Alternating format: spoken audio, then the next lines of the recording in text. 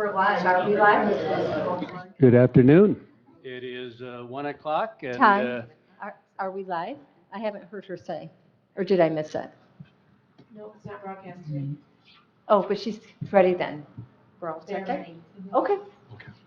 it is 1 o'clock, and here we are gathered for a meeting on budget. And before we start, I thought we ought to remember those lives lost on September 11, 2001, as well as the survivors, families, and many acts of heroism witnessed that day. We thank the first responders, emergency personnel, and the men and women who protect us and keep us safe today and every day. And as we say the pledge in our moment of silence, let's give a moment of silence for all of those responders as well. Melinda, would you lead us in the pledge, please? I'd be happy to. Guys? I pledge Allegiance to the flag of the United States of America and to the republic for which it stands, one nation, under God, indivisible, with liberty and justice for all.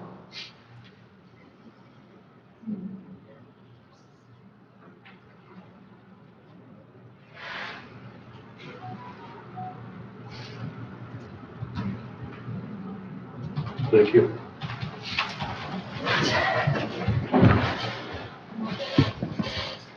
Roll call, please. Commissioner Kramer is absent with prior notice. Commissioner O'Rourke is absent with prior notice. Commissioner Rexroth. Present. Chairman Wessel. Here. Commissioner Ross. Present. Commissioner Algier. Present. Commissioner Lautner. Present. Thank you. Well, now I'm looking for approval of agenda. Move to approve agenda as presented. Support. All those in support of that motion, say aye. Aye. Motion approved, 5-0. This time we have public comment, and since this is a budget work session, we will take public comment on anything that you'd like to say to us. You have 3 minutes, and if you would like to make public comment, please raise your hand and we'll recognize you.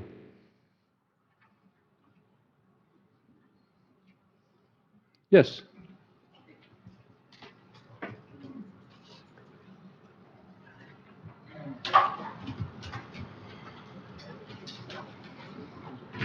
So, thank you. My name is Gary Cosette. I live at 4344 Burdickville Road in Maple City. And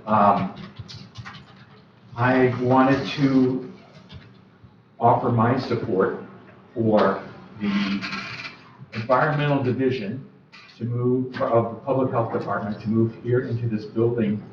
I was at the last Leelanau Commissioners meeting and heard the pros and cons in the discussion about moving into the building, heard from the environmental unit director and you as commissioners about your interest in this. And I just wanted to say how strongly I support it.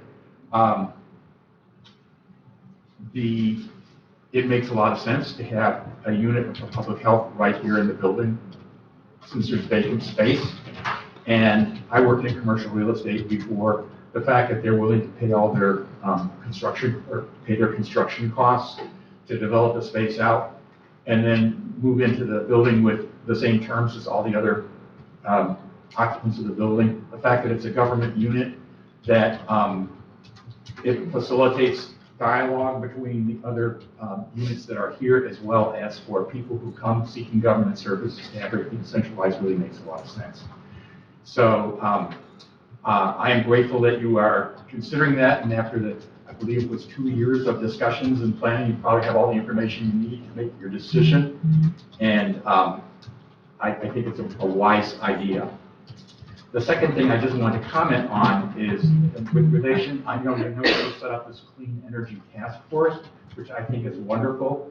And one of the recommendations that I know I, as a citizen, will be making to the commission is for the commission to consider installing solar panels on this huge roof that has no shade from the trees, and possibly even set up a in the parking lot, some sheltered spaces with panels above it, especially if the bicycles have to move out from the basement here, that you have bicycle place, people can park their bicycles outside and be protected from the rain. And so, but one of the things with the solar panels, been reading in the news about how a school, it's a large school, sort of like the Glen Lake School, has panels all over their roofs. Plus, they put in covered parking with solar panels, and it pays for their entire operation. It could pay for the whole building, as well as at that school, it pays for. They have extra energy left over that they can supply to other neighbors. So I think it's worth investigating, and I'm going to recommend it to the task force. So thank you very much. Thank you. Put it on your radar for now, because it's, since you're doing budgeting, to think about how to make that possible. Thank you. Thank you. Other public comment?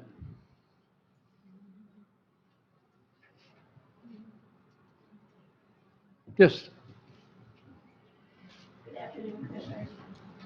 Good I'd like to thank you for taking the time to be a commissioner in these troubled times. My name is Dana Gessinger. I live in Elmwood Township. I also, just as Mr. Gazette, I would like to support moving the environmental health department into the lower level of this building. I can't for the life of me figure out why we wouldn't move them there. Why wouldn't we want to make it easier for our citizens to get the paperwork they need when they're building, so that they can, we have a lot of elderly people. Why not make it easy for your residents? It just makes so much sense to me. I can't figure out why we're not welcoming them with open arms.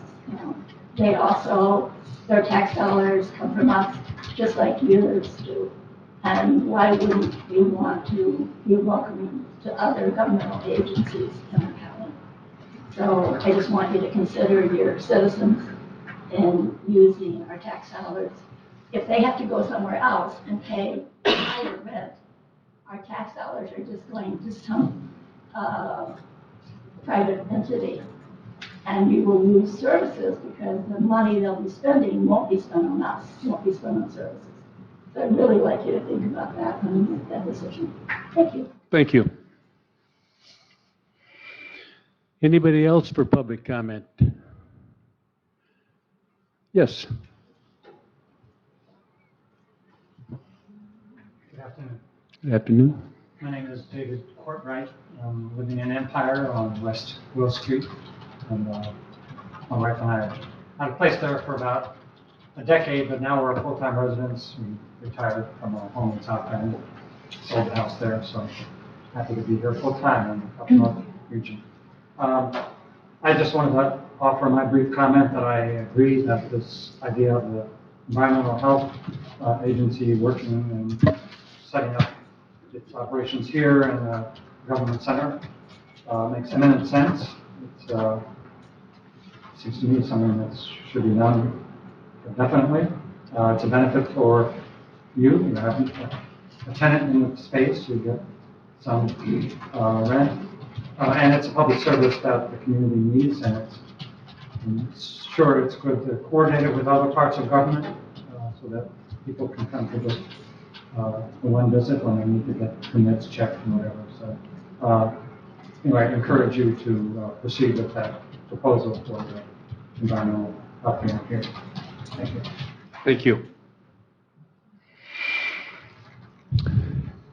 Anybody else for public comment this morning, this afternoon? We will have a second public comment at the end of the meeting, and you're welcome to speak to us at that time. Thank you for coming. Any commissioner comments? Well, I just have one, and that is I think I looked at the agenda, and I think we should shoot for about 4 o'clock to conclude our business today. It's always good, I think, to have an ending time, and so let's shoot for 4 o'clock if that works with everybody. Okay, we do have some discussion and action items. It is a budget work session, and we will be considering budget issues. And Deb, would you like to introduce this? Sure. So as part of the budget process, one of the things that the Board of Commissioners were very encouraging of is to allow the department heads and the other elected officials and to come and to speak to their budgets for the coming year. And so this is an opportunity for several of the different departments to come and do that. And so you'll be hearing from several of them. We'll also have our finance director, Sean Cohen, who is with us, and the assistant finance director, Kathy Hartisfeld. And so I guess we can start with the process from there. Okay. Sean, you want to get us kicked off?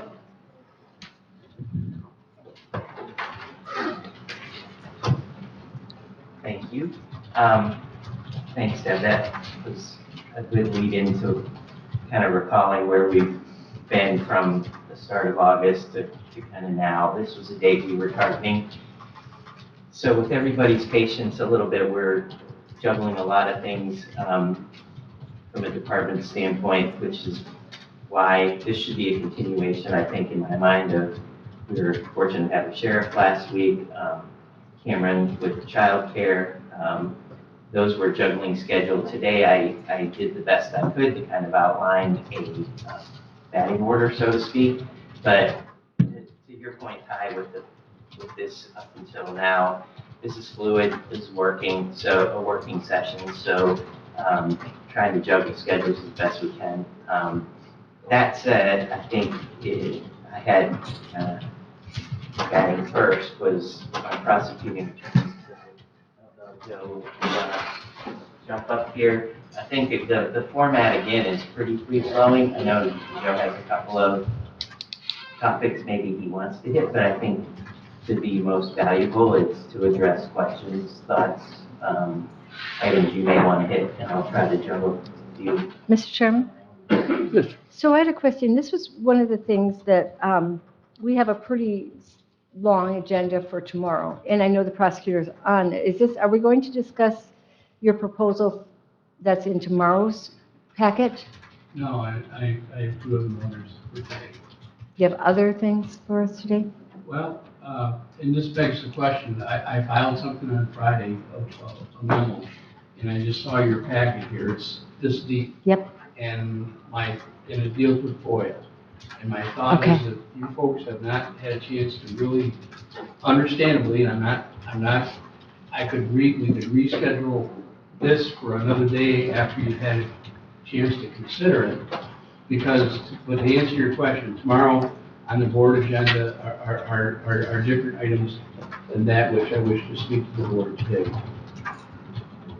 No, me personally, if you're prepared to talk about what you brought to us today, even if we haven't read that yet, I'm more than happy to hear it today. That's no problem. Is it all encompassing or connected with your other proposal? Well, it's related, but it's not, the proposal tomorrow is, there are two of them. One is in information technology through the state prosecuting attorney association dealing with cartel information management. And the other item for tomorrow is to seek, we've got a little bit of a turnover time. Mr. Donaldson is retiring, and Mr. Chamberlain is going to be offered the position of chief assistant. And there's going to be some overlap because Mr. Donaldson, even though he physically won't be here, I think his last pay period is the end of the year. And I'd like to boost Mr. Chamberlain up to that pay scale. And the reason for my request, and I can save this for tomorrow, but we have not had any applicants or any qualified applicants for the assistant position. Okay. All right. So let's go as we had planned and start with the prosecutor going through your budget request. Okay, very good. I'll start with that which I filed on Friday. I filed a memo, and it addresses the Freedom of Information Act and really the development, the history of the act. And We all have a memo in front of us. but again, if it would make sense, we have two members of the board not here, if it would make sense for me to come back another day, I'm okay, I'm just upstairs, it's not hard for me to come downstairs and do it. I am, however, prepared to make my argument, but I would ask that we not make a final decision until everybody's had a chance to review. We are not going to be making decisions today, and the two people that are not here will have I think we're videotaping this. It'll be so they can get this information. Your assurances are accepted, so I'll proceed. Thank you. Again, I filed a memo, and it pretty much speaks for itself. I've talked to the sheriff's department, the undersheriff, and I've spoken to the treasurer, and I think we all agree that it's time we need to really look at filing or hiring a part-time FOIA coordinator. That's what's being done in other counties. I attached to my memo of a FOIA I received recently that had 33 different requests. This thing has taken me weeks to answer. And it's not, and as I indicated before, my proposal to the board is I'll still assist in pointing out exemptions. In my memo, I attached as a footnote record exemptions, and that footnote goes on for 1, 2, 3, 4, 5, 6, 7 pages, and that's just the statute dealing with exemptions. And the real importance there is those exemptions, for example, lien information, law enforcement information, network information, social security numbers, date of birth, all that stuff, all that information has to be redacted before that information is provided to the public. And what we're finding now is with body cams, police-worn body cams, if that's part of the request, we got to sit there and listen to the body cams and watch it to make sure no lien information is provided. It's back in the day when I started doing this, and it was, we have a copy of the police report, we're filing for an accident or something. So sure, here it is. Now, this has become, and I had breakfast with a friend of mine, Ron Heitzman, yesterday, who's a township supervisor in Benzie County. FOIA was a wonderful thing until it has been weaponized. And frankly, that's what's happened. The FOIA statute has been weaponized. I predict that in the future, with the upcoming election, it's going to be more and more complicated and cumbersome. And it's not, I mean, this isn't what I was elected to do. And it's taken up a lot of time in my office to do it. And it takes time away from processing our felonies. I've laid it all out in my memo, I thought, as well as I can. I know we got a lot of stuff on the agenda, so it's assurance that no action is going to be taken today and that it will be reviewed. But I will stand ready to come back and answer any additional questions. But again, my recommendation is to look at hiring a part-time FOIA coordinator, and that person would be housed in my office. I have room in my office for that person. So that's- it looks like if we don't hire part-time, then Ty has to do it, from what I'm reading right here, so. Challenges. Sure. Well, again, I'm trying to be cooperative here in the whole process. This is something we need to do to function as a government. But we need to make sure it's done correctly. And it's just becoming, Linda, very, very cumbersome. And basically, I need help. So how does one find a part-time coordinator that's qualified to do and understand all these exemptions and understand the law? I guess we would advertise, but And they're out there? Possibly? I don't know, maybe somebody that has some secretarial experience that's retired, that wants to work a couple days a week, maybe that would be something they would want to do. I don't know, but until it's, again, we're kind of going to just proceed how we're going, but I don't, I'm open. So from what you said before, okay? So, okay. This is a Okay. informal. So you said you would be available to help guide and answer questions, et cetera. So having them housed in your office, if they're part-time and it makes sense to have them housed in your office since you still would be that resource for them, advisory, otherwise, and Tristan as well, I expect. Okay, Yes. yep, okay. There are a lot of us out there, retired but still smart. Exactly. And a little extra money's fun. Our office, I'd like to think is a kind of a nice place to work. I've never had anybody quit. People just retired. It's, again, I think it would be, and again, I've said it once and I'm saying it again. I would continue to perform my function, looking out for exemptions and working our way through it. But we need help in our office processing this information. And I think we can do it efficiently. I think, but that's in essence my proposal.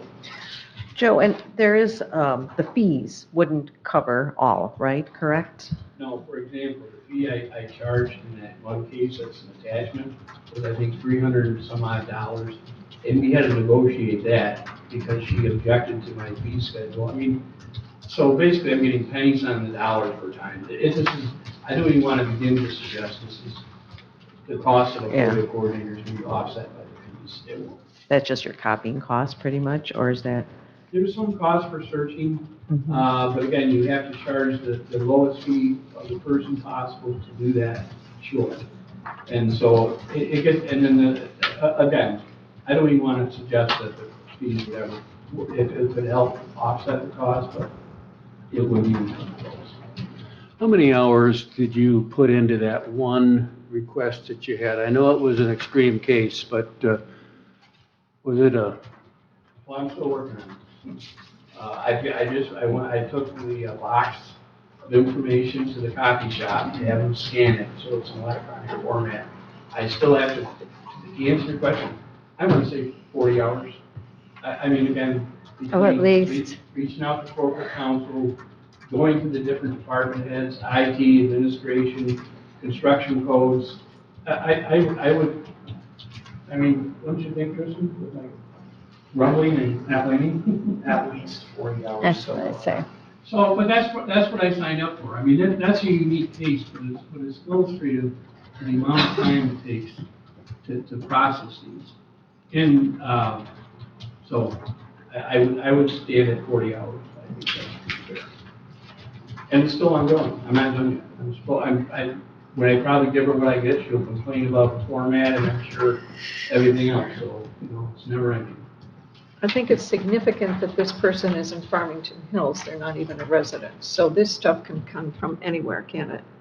Correct. And this is the person that has been fighting with a homeowners association up in Northport, had sued Leelanau County, had grieved me. I mean, this has been going on since 2018, I think. I'm not sure. Yeah, just when we think it's all settled, it pops up again. Again, I don't know. It is what it is, but it's illustrative of how it's changed, how FOIA has changed. Under the budget considerations, staffing levels, there's an amount in here that says assistant prosecutor, parentheses, FOIA, with an amount, and this is one of these complicated answers. This has come full circle because when that was initially put out there, I think we were in iteration maybe 2 of the cycle, which started with, I think, exploring in the administrator's office. Then the thought of could you combine that with a skill set and a role that is titled in that line item, and I think it's evolved now to what it becomes. And when Tristan comes, I think Tristan can give you a report about the assistant prosecutor's position. Arguably, if we added an amount to that salary and say you are also the FOIA coordinator, maybe that would generate some more favorable responses. That's certainly a thought. I'm not totally discounting it, but on the other hand, a lot of us people that we're trying to attract, I'm not sure that would be something they'd want. If they came in, I would hope they'd have a passion for criminal law and for law enforcement and not answering FOIAs. So it's, as Sean said, this has been an evolving topic that I talked to Deb about. I mean, Sean's been involved. Here we are. So the possibility is, yeah, well, why not offer an increased salary to the assistant and say one of your duties is being the FOIA coordinator? That may attract somebody. I can't say it won't, but on the other hand, we've had three responses for the assistant. Two of them are not qualified. One of whom has some qualifications, but I don't want to get into great details, but it wouldn't be a good fit in our office. So here we Sure. are. Just trying to go back to numbers, because the assistant, there is an assistant prosecuting attorney amount in this, and there, after that, it says effectively already in the budget. So that's because we have one. Right. In effect, that was the staffing level that is in there is at the current staffing level. So that assistant, if I just cross out FOIA off that, that's already in the budget because we have one already. And do we have any idea, do we have a number of this one you're asking for? I mean, like with benefits and burden and everything that says, okay, when I'm done, I'm going to find someone for 24 hours a week and we think it will cost. Deb, do you have any thoughts? We have done some preliminary looks in terms of what other counties are charging. I think the number was somewhere around for a full-time, and Darcy, I know you're there, was it around 34,000? I was finding part-time around 24. Okay, part-time around 24, and I think it was 36 for full-time. at That's, minimum. that's fully burdened, or is that just salary? Mhm. Can we ask to, so that we would be able to make a decision what we think that would look like, actual money out of pocket? Sure. So be some I pro think rata. Kathy can right? coordinate that. What's that? Kathy can work that And out. I would submit we don't need a full-time FOIA coordinator. Yeah, 20 to 24 hours a week would. I suggest that. Excuse me, just, it does make a difference on what hour you pick.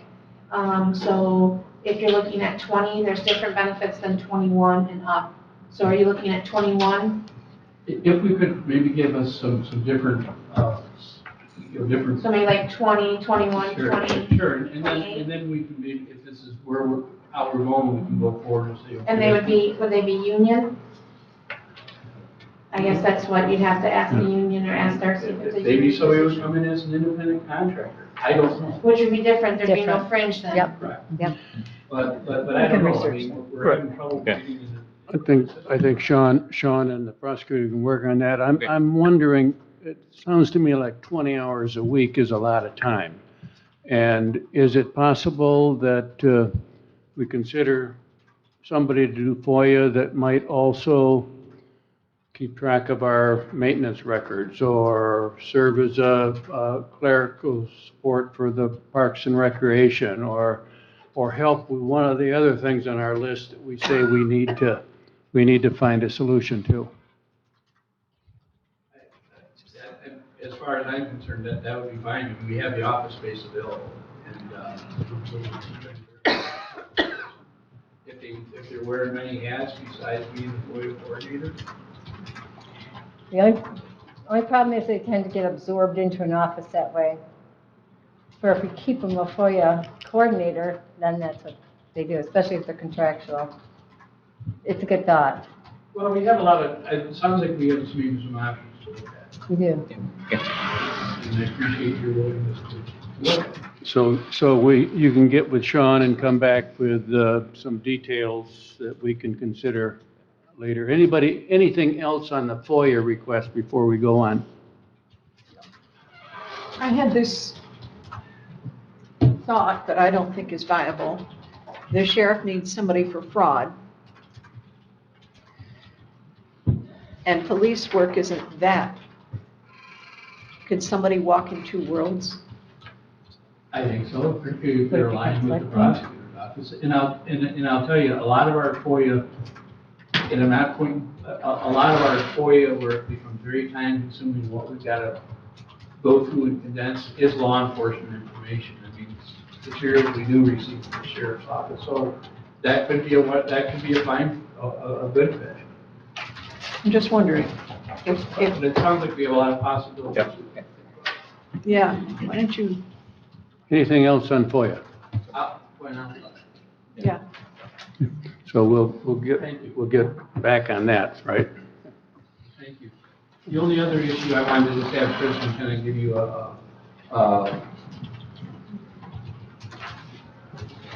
a report on our quest for an assistant prosecutor. I will say that things have changed, everything's changed. When I got out of law school, getting a job at the prosecutor's office was a great stepping stone. It was something that a lot of young law school graduates aspired to, either they were looking for a career in working as a prosecutor or getting experience, trial experience. Now it has changed.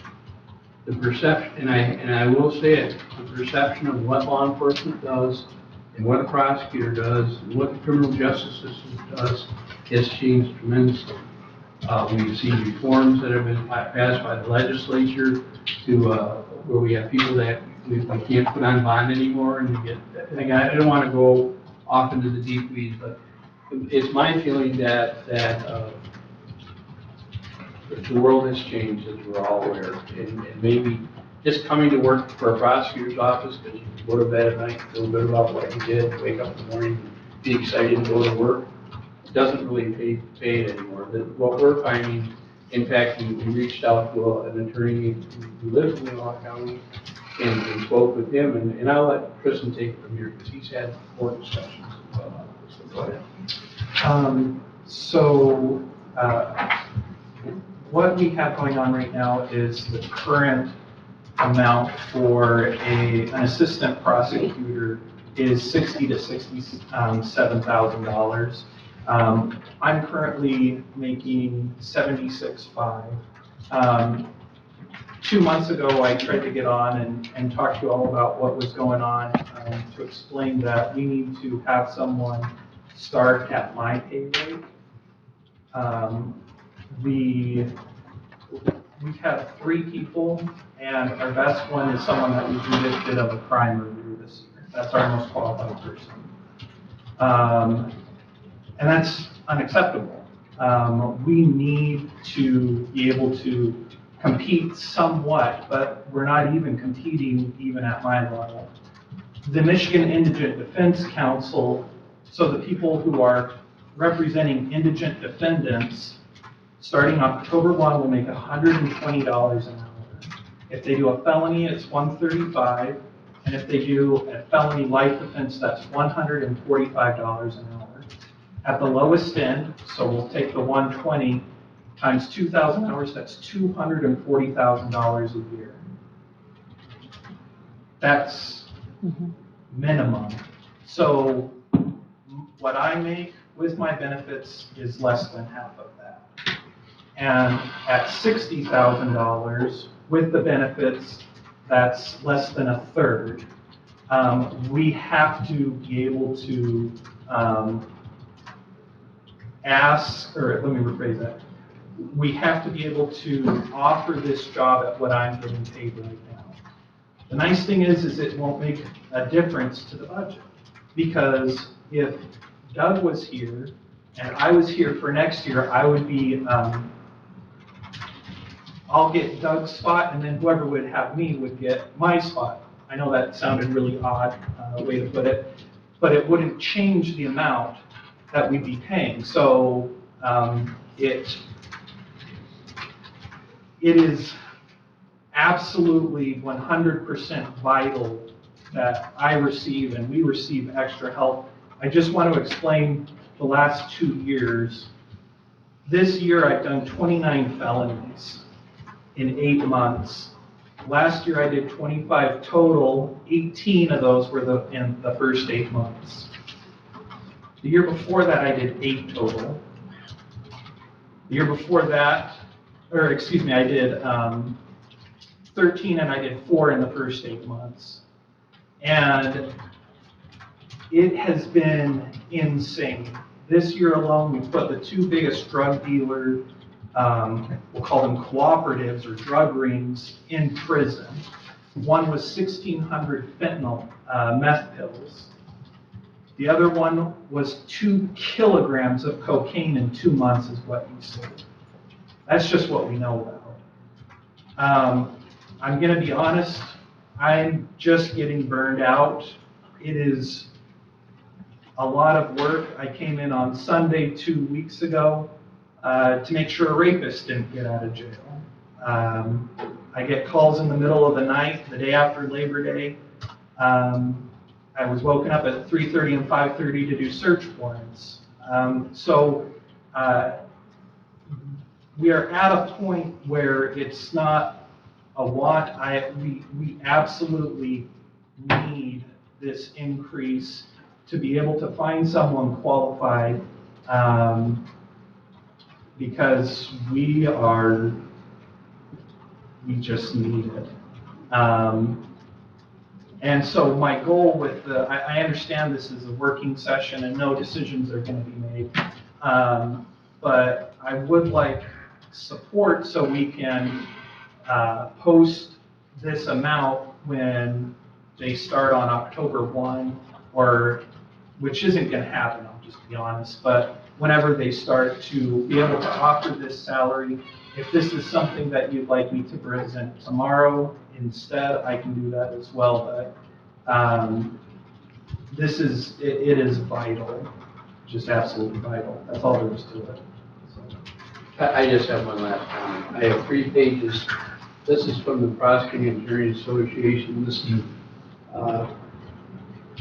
job postings across the state. There are 3 pages.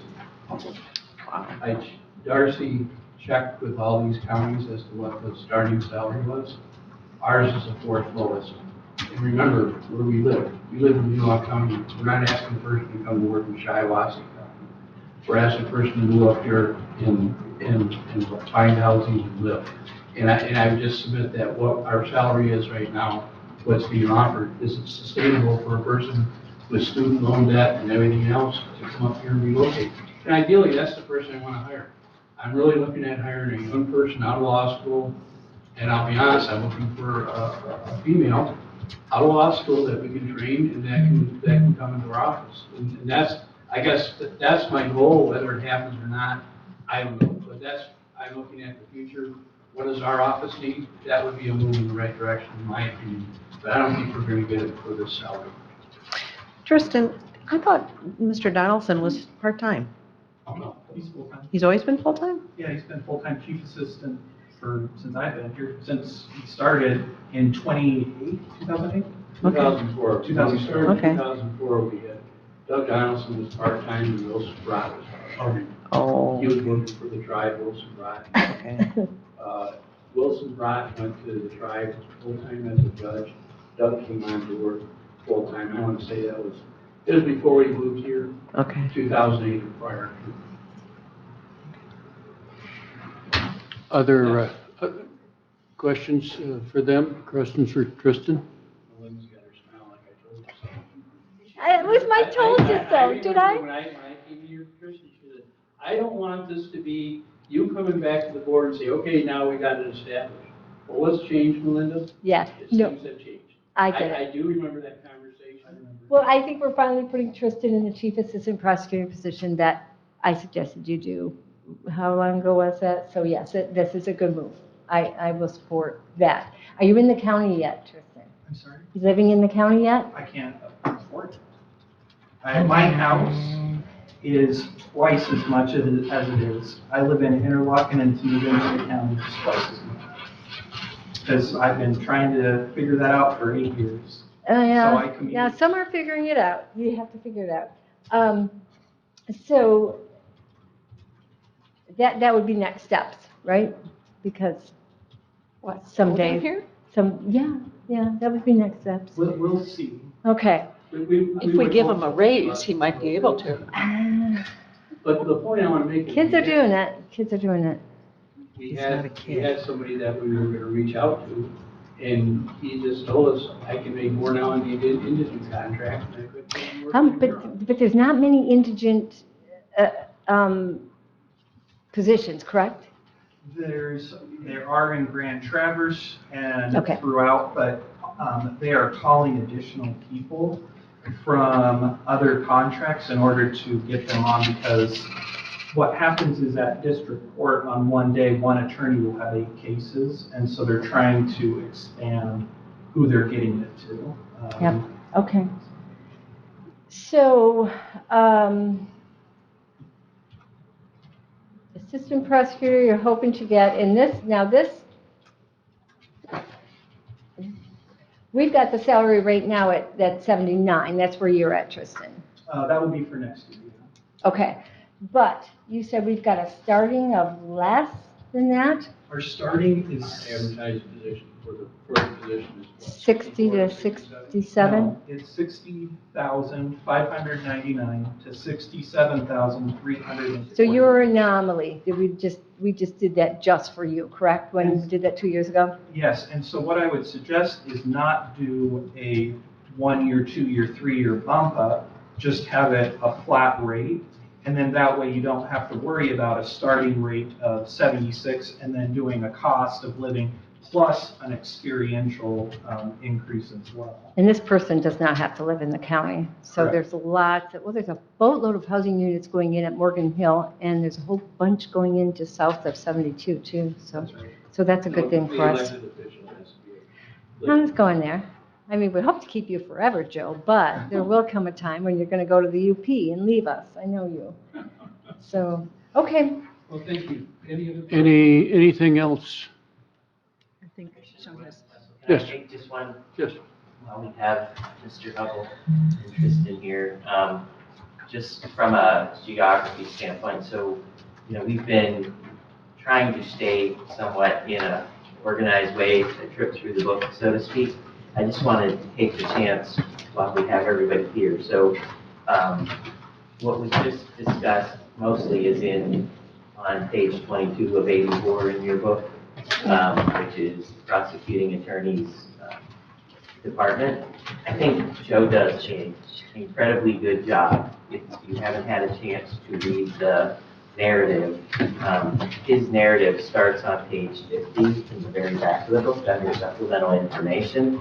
And he really goes through each of his line items from travel to education to membership to subscriptions. He breaks it down into per person and even what conferences that they're wanting to attend. In going through all of that, I didn't have any other questions because I think it's super well laid out. So thank you for that. Thank you, Sean. But I wanted to pause because this is actually the combination or the chance to talk about the prosecuting attorney department, but also family support and victim services, which are on the succeeding pages like 24 of 84 and 25 of 84. Again, I didn't have any comments. I think what they presented is very consistent with current amended budgets and historical amounts, but I wanted to ask the question if you had questions while we have them here. And I did catch the couple of takeaways here regarding FOIA and the need to approach the transition with Tristan. So those are items that, in my mind, if I understand the roadmap maybe in your heads that affirm, we still want to come back and have a discussion at all staffing levels as we have them all laid out. So I have the takeaway on those two items to quantify. Good. Thank you. Yeah. Should I put this on, or should I bring this before the board tomorrow? So, related to being able to offer the position at 76.5, or what is the process that you would like? We should discuss that tomorrow. Should I just ask it to be put on? Everybody comfortable with the prosecutor's going to be here tomorrow anyway, including this in tomorrow's agenda? I appreciate that. So we've got until, you would want to post a position around, We've already posted the position. You've already but And for 6 weeks, we've only had 3 applicants. with that salary, you post it with the That other is salary. correct. Gotcha, okay. So thank you. So we'll see you tomorrow. Thank you very much. I appreciate it. Thank you. Now we have Mr. Ansorgi. Thanks, Joe. So while that comes up, I go back to Commissioner Lautner's question because I should have done a better job maybe setting this up. There are a couple of items that are sequence-wise start to play into the next couple of meetings, Commissioner Lautner. I think that's where you were going. So we've got senior services here today. We've got Trudy with planning. Both of those have implications. And so I was going to try to call those items out as we approach those subjects, if that works. But I heard you. So, all that said, Some of the capital outlay that I requested, unfortunately, our recording software for the telephone and radio equipment is beyond life. Unfortunately, that is, in my opinion, a fault of our customer service representative who is not on top of that for us. There was no forecast for it. In the past, a couple of years ago, I did pursue some demos for other equipment just to see what options they had and whatnot. The most recent ballpark quote that I got was around $24,000, so I wanted to put 30 in here just to be safe for the capital outlay. I feel confident that we will be able to handle this in the 2024 budget year with board approval.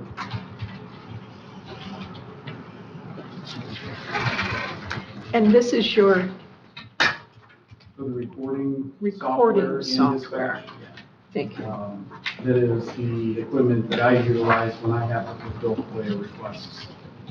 So in order to get all that information to the prosecutor's office. And law enforcement to their police reports. Okay. So I think, just to follow along at home, I think Matt's kind of working his way through the narratives that he provided. They're summarized, I believe, started on page 41 in the back, but from a budget standpoint, we actually have a number of departments that Matt represents, which we could swing back to, but unless you have questions, I think the way he's going through his is. Starting on page 41 and. Is that fair? Or did I throw you off? However you want me to. Either way. Okay. I was just trying to give a reference point. Okay. We start with the Fund 232, the 911 Services Fund. That's our primary budget for the 911 operations. As far as the contractual services budget line, the 801, I have always forecasted the Flex system, the CAD, RMS, and JMS system that we have from Motorola. I've always covered that under my budget, just for ease of mind, really. Realistically, it is split up between dispatch, the jail, and the sheriff's office. If I forecast it in this budget, it can be reappropriated to the other budgets effectively, and I think that's what has happened.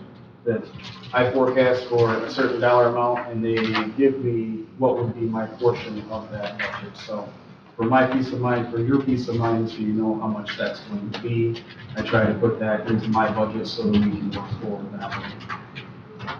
Can we pause I see Commissioner Rexroth studying this one, so let me try to jump to what Matt was just hitting on. If you go to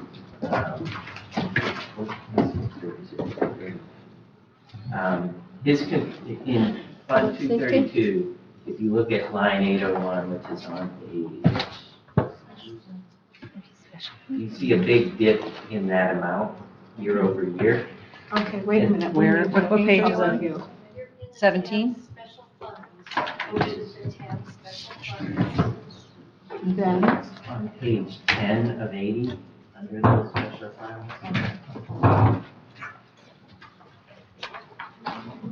If you look at the fourth line down, Matt was talking to account 801 contractual services.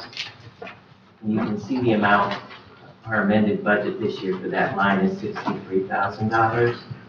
Matt just explained why, as we look out into the department request, we've adjusted that for what he was describing, which is splitting that bill into the pieces with sheriff and within the sheriff's office and jail.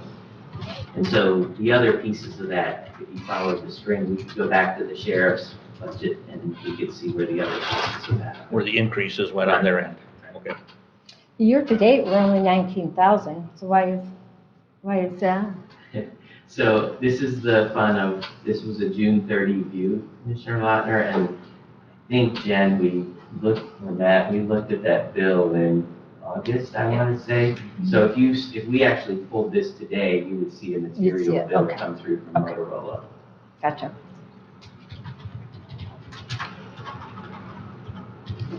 So we're going to see that $30,000 increase in the sheriff's budget? Sure, it was in his, Okay.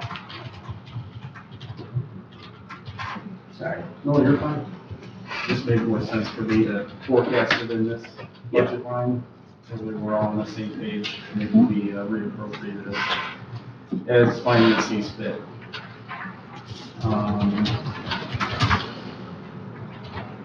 Moving on away from 232.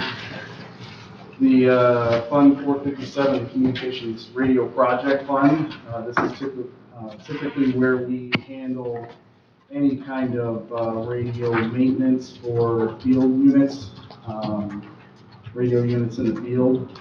So our maintenance contract that we have with Radio North, their funds come out of that. Yeah, and our maintenance for the uninterrupted power supply in the server room downstairs in order to maintain radio communications during power outage. I don't forecast a big change in that fund. Matt, I seem to remember after a tree storm, you were on our street, unable to get to work. You need a helicopter. That'd be great. Sheriff Yeah. gets a boat. That's a helicopter. That makes sense. Yeah, I was very dirty when I got to work that day, chainsaw and all. If you want to take a peek, what the fund he's talking about is 457 under your special funds. And it is something that Sean and I wanted to touch base with you while you're at that. So under special funds, you're going to go to Fund 457. 48. Page 48. Yep. Okay.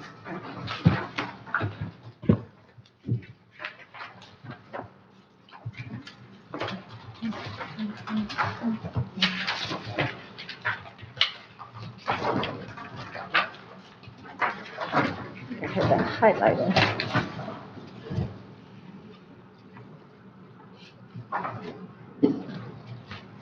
You want to hit it, Jen? Yeah, I can certainly hit it. So 457 is the funding unit for our Motorola purchases of the equipment and lease agreement or purchase agreement we have with Motorola. The offsetting for that is Fund 357. That bill was just paid in August. It was part of your claims and accounts. And so over the years, the first few years, DTR put money into it.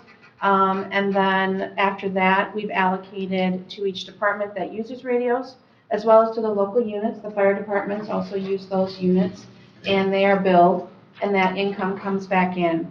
An agreement was forged a few years ago that the PILT money that came in for for our tax revenue in lieu of, a portion of that would be dispersed here into this fund. Sean and I have crunched the numbers. You are now at the point where that PILT money is not sufficient to offer a happy medium of your expenses. So the half that the county keeps, you mean? Correct. So that portion that the county kept, it was directed towards this fund, okay? Instead of basically utilizing a higher surcharge to the units or a higher surcharge to you in the general fund to use these. So this year, there will be, and probably going forward until this is paid off, you'll notice under your revenues, the general fund's allocation is larger. So you were working on a deposit from DTR and then income coming in. And so now we're at that point in the cycle. Was it 2016 that we did this? That's when it started. So DTR first started the payment cycle, and then for us to get the revenue, we cost share with departments, we cost share with the townships, the fire departments, we used PILT. We're at that point now where those numbers, there's no fund balance forward to use, and this is your expenses. So with the PILT money, so is the PILT money less, or are our expenses more? spent. So Okay. you're not able to use fund balance forward anymore, right? So you build up a little pot, so that was negating taking more money from the general fund. So this year, to balance it, we basically upped that general fund. Okay, payment. so we've been, was it 50% of PILT we were using? I think the payment comes in at 120, you pay about 80, so it was, yeah, approximate, yep. So what is the other 50% going for? Some we did like road commission, didn't we? Everybody's billed as far as I know. So if you come back to the top page tells you it says the amount of units. So it'll say that there's no longer there's a minimum fund balance, right? On page, you want to go to page 48, sorry. Okay. Yep. Keep going. So basically, the increase comes in where it no longer will say PILT, and it'll just say general fund revenue. So where are the PILT dollars going to go? So under fund balance forward, that's reflected as 0. The radio project license and maintenance fee comes from within the general fund from the sheriff, any jail radios, as well as 911.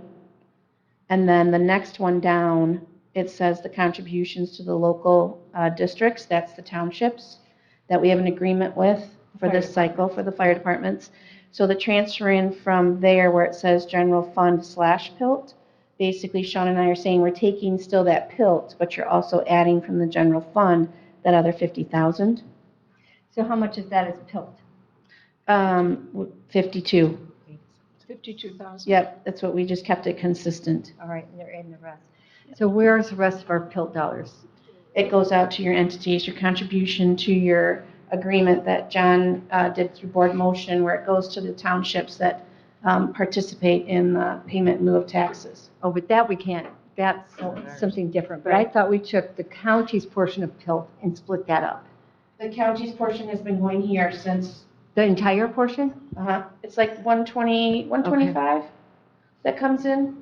So about 80 of it gets paid out, and then the rest would come here. And we just roll it. Okay.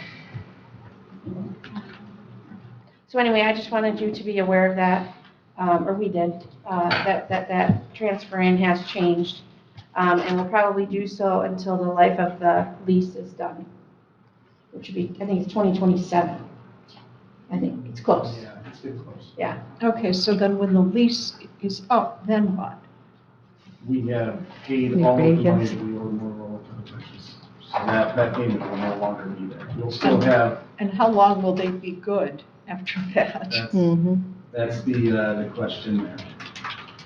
Yeah, It's are we not the gonna, end of life, it's just whether those units start to fail, batteries start to fail, we need to replace batteries and whatnot, so. okay. There's always that. We have some on reserve, but not to where we can replace every single remote. Anything else on this section?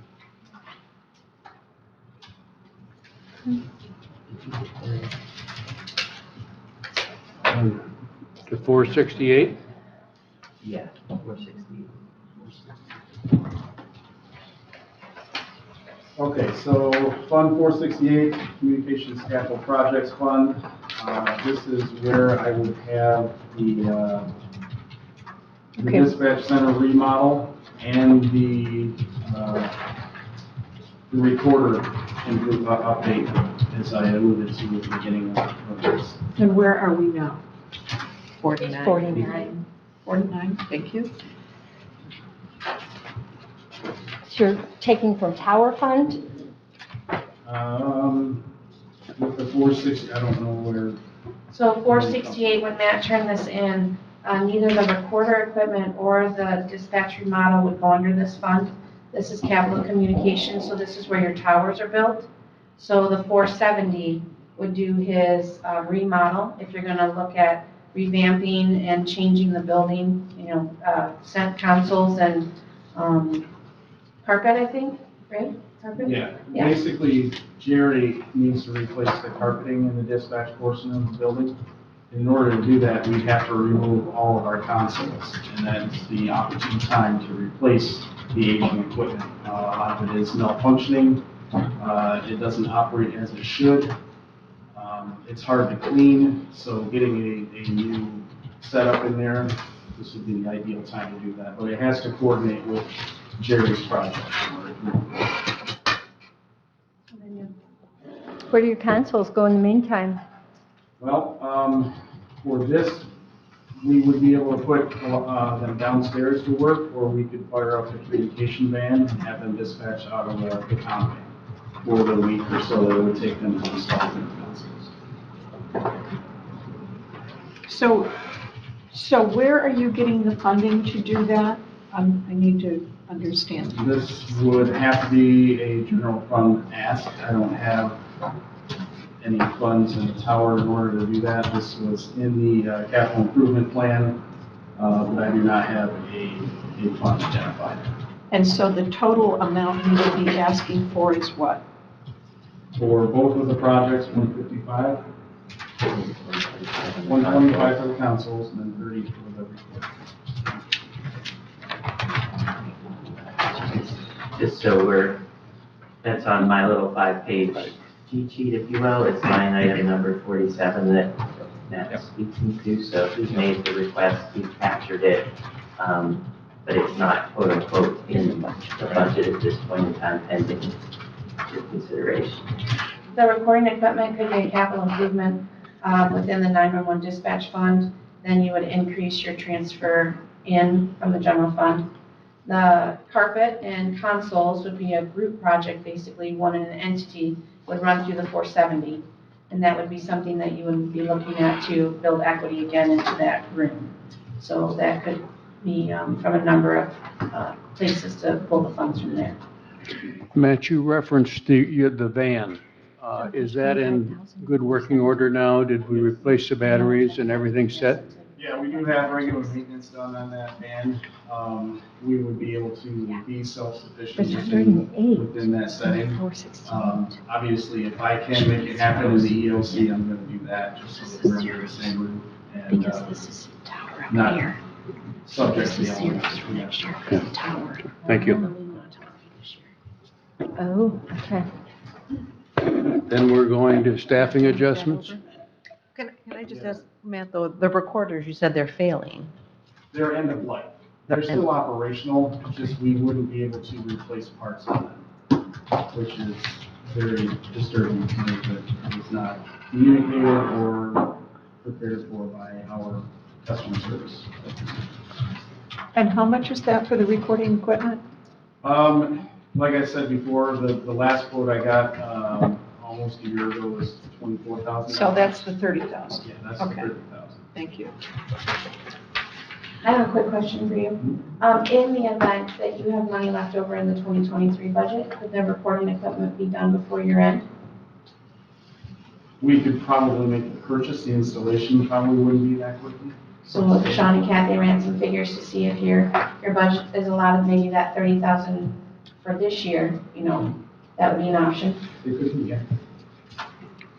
And money would already be there. Just checking. Get her done, Matt. So now we're moving to staffing adjustments. Okay. So with the staffing shortages that we've experienced in dispatch, there's been a lot of quality assurance that have really gone by the wayside. What we want to do is ensure that we are all doing the proper steps on all the calls that we take, ensuring that we give the public the greatest service that we can as a 911 center. Unfortunately, Kelly and I don't have enough time in the day in order to listen to enough calls in order to ensure that this is happening. And unfortunately, it is a managerial role to do the quality assurance and give corrective action in the event that something needs to be improved. So I would like to create some kind of supervisory roles in our center in order to give these responsibilities to ensure that we are serving the public to the best of our ability. I proposed a very, what I consider a reasonable small ask, I guess. So Matt, this is to bring two current staff people up to the QA position. But that's increasing those two people by $2 an hour for all of their wages? Yes. So what would the cost of that be? So if you go to line item 16 on my little cheat sheet, that's what Matt is speaking to. He quantified it as $2 an hour. I took some liberties here to throw a range out, but using the math of if it was 2,000 hours at $2 an hour, I guess it's maybe $5,000 to $7,000 in that range. But I started to load it with the costs. Thank you. That would be per person though, right? Because 2,000 times 2 is 4,000. And how does, So that really, if you did the two of them, he's asking for is really 10 to 14 here, right? how does that help call volume? Call volume, basically, we're improving our quality assurance in order to ensure that we are all getting the best service. So then let's back up. You're going to give two people, make them manager positions or Supervisor. supervisory roles, and they're going to ensure quality assurance? Yeah, they will take on that role in order to effectively improve our quality assurance, our call review process, just to make sure that we are within compliance with state and federal regulations, within the parameters of our medical protocol, providing enough information to our responders in the field so that we provide the best level of service that we can. They're not doing it now. It's not that we're not doing it now, we don't have the checks and balances in place to say that we're sure doing it every time. Would you schedule those so there's always one of those supervisors then on duty? I would like to have one on days and one on nights, yes. So to follow up with Commissioner Launer's question, in order to get this quality insurance, they need the title of manager to provide you the documentation that you need? I'm trying to understand the real purpose. If it's already being done, what piece does this bring that you don't have right now? Basically, right now, in their union position, they cannot give corrective action to their peers. So in order to ensure that change is being made, it needs to come from someone other than their peers, and creating a supervisory role is the best solution for that. Okay. So right now, you're giving that corrective action if you're in the, As best as we can, but it's just not enough with the time and commitments that we have. so you would logically be taking your most senior dispatchers? Yeah, the ones that would be willing to do it, yes. How many dispatchers are working at any one time? We always have 2 on duty. We have 7 full-time right now, 2 in training, and then Kelly and I have to fill in shifts because we are below the minimum level right now. So you Kelly's always second. have 2. What do you want to have? 2. We don't 2 want to is change good? the staffing level at all. Okay. Yeah. All right. So if we don't approve this, then you could just assign Kelly to nights, right? I will be looking for another deputy. So you have at least 4 employees that have been there for more than 10 years to Yeah, I think, potentially all be, but the new people have reached their 5-year mark. it's 5-year, you're, That's basically where Okay. they reach out top. you have a couple new, you got a couple pretty brand new? Yeah, Dispatchers? 2 in training right now. Oh, okay, Started in in June? June. Okay. Anything else on this? Does that take us through your list, Matt? Okay. Thank you. Thank you very much. And emergency responders, send our thanks to them and your neighbors next Good door. morning at Glen Lake Fire for their 9/11 memorial celebration. It was much needed. You know, it's easy to get out of your mind just the day-to-day and realize that 22 years have already passed. So it was nice to be there. Thank you. Thank you. We're Thanks, now senior services. Our new senior services director. Very new. I promise, Lena, this would not hurt. So we'll be gentle. Please, please. I think, so let me again keep this up just for a second with the, what we've asked Lena to do over just the next 24 hours is, there is a discussion tomorrow on the proposed agenda. I think when we were strategizing here, it made sense to maybe go back up high level. So Lena's got some comments, and then based on that, we can go deep into the line items, if that makes sense. It does. Okay, let's go. Sure. So I just want to capture what our mission is. It's striving to celebrate and support our seniors within our community. It's our goal to capture all seniors, 60, over the age of 60. What you have in front of you is the budget narrative for 2024. It's on page 120 of our notebooks. Supplement. And mind you, I did this with the outgoing director. So some of this is the previous director's work along with mine. We took into account the last 3 years of programs and service costs, the increase in seniors utilizing those services, and the overall need for wellness programming. Looking in the past and currently, it's encouraging that we find our programs and services successful. They are utilized. As our population continues to grow by 2 to 3% every year, our demand for services is also growing. So with that included in the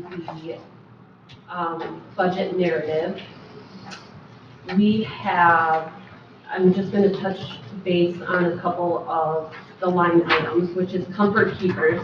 They provide our seniors in-home services like respite care, bathing, transportation.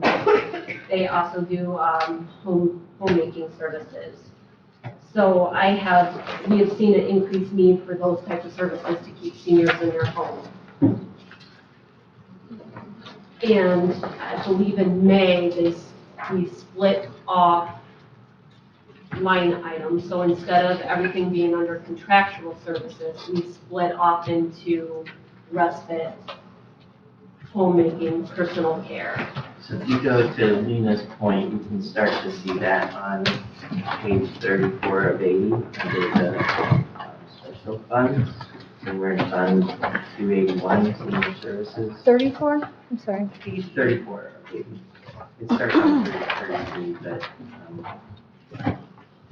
Lena's about to hit at the very, what you can see is at the very last line on slide 33 is a line called contractual services. And if you look historically, that had some commingled items in it. If you start to go forward, you can see that there have been a couple of new accounts pointed off underneath there. She was about to go into the fourth line down, respite care, which is 801004, for example. But you can see some of the choppy nature because of Okay, so was opening that the new account. under contractual services before? Yes. Is that the 102? And now it's over here at 120? No, 125? Yes. And you can see part of the year now, Commissioner Lautner, we picked up some year-to-date in that line item, for example. 43? Yeah. 44? 801004. So I'm sorry, Lena. No, that's okay. So I just wanted to point out that those, the contractual services have been split up into different line items. So I guess the numbers aren't there in the line items for previous years. And that is where some of the increase in the budget that you will see comes from, is from additional monies needed to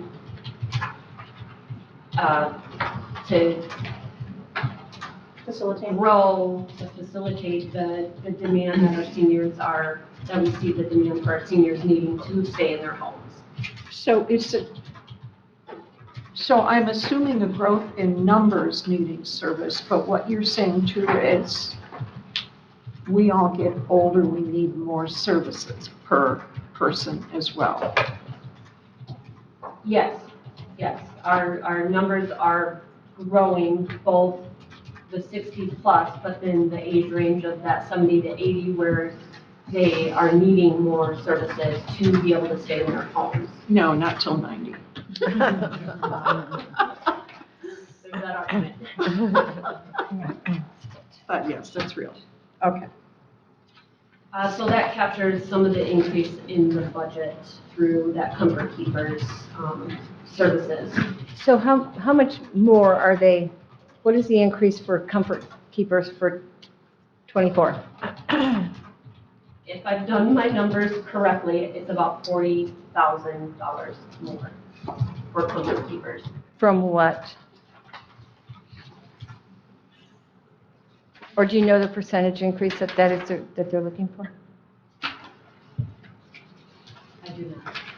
Okay, you can get that for me. And then you said that we're growing by 2 to 3%. And so senior population in Leelanau County is growing by 2 to 3%. What are your numbers doing? In the 8 weeks that I've been here, we have captured 10 new assessments, in-home assessments, which meaning we're in there because they have asked for financial or in-home services. And So these are new clients? These are new clients. New seniors, okay. But percentage-wise, is that, that's below? I ran the numbers from last year, 2022, from September, December, we had 13 new applications or assessments. So we're at 10 right now. And what do those generally shake out after the assessments? 50%, 40%? How many make it through for services? The in-home services are based on financial and asset testing. Right. So typically, I mean, I would say, I don't It's have probably those unfair numbers, for you. I'm You're sorry. probably too new for that. Okay. Yes. We'll get that.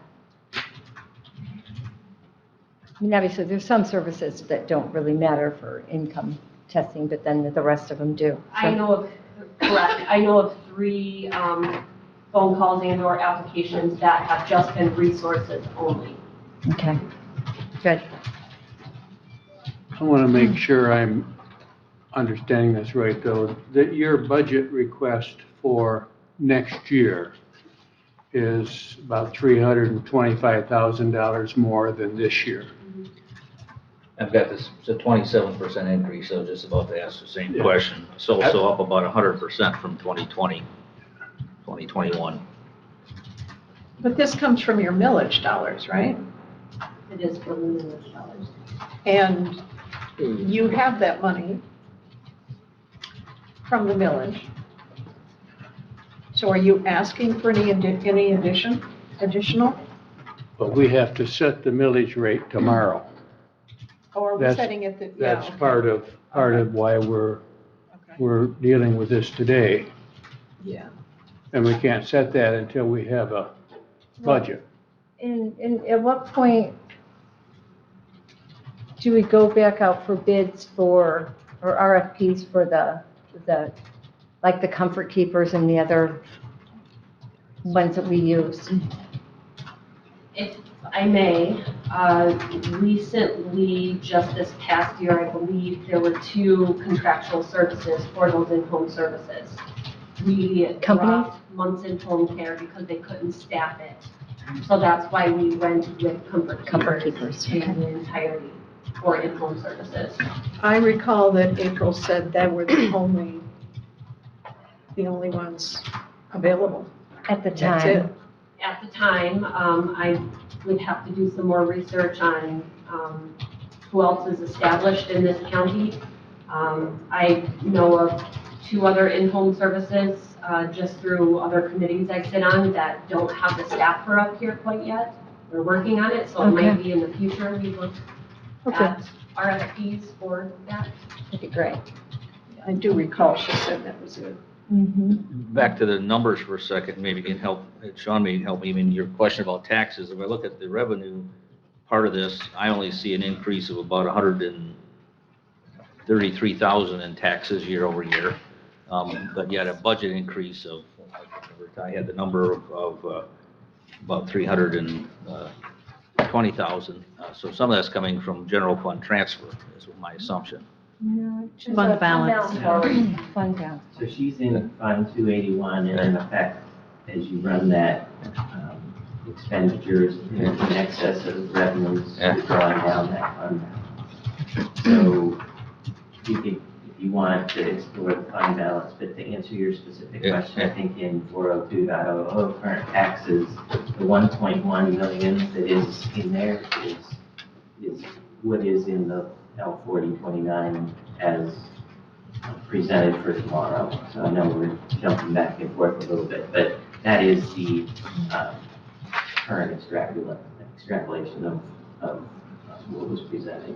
It's the winter tax portion of what was presented back in May, subject to your review and consideration. Does that make sense? That is the millage rate for next year, absent any Rollback. That's a 1.193? 131. 31? Because it goes on the winter bill, the taxable value is set. It's been through board review. This is the taxable value. The calculation is as close as it can possibly be. You're not dealing like you will with the county, which are the revenue from, the taxable value will be reset on December 31st of 23.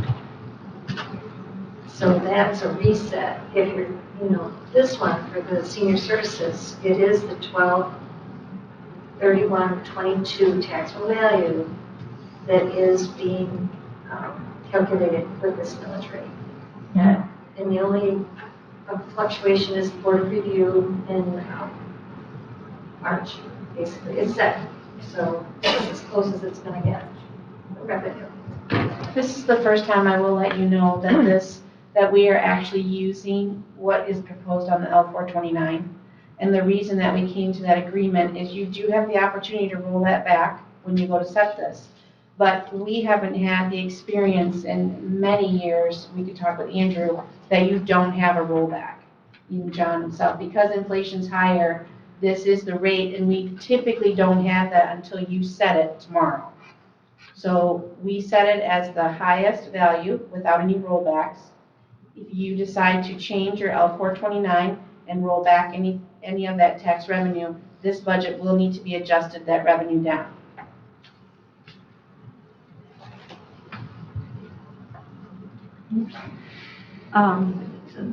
So what was the transferring from fund balance, 400? Oh, sorry, go ahead, Doug. Go ahead, no, go ahead. Keep asking, you're asking good questions. No, well, the fund balance forward. Oh, 298? Yeah.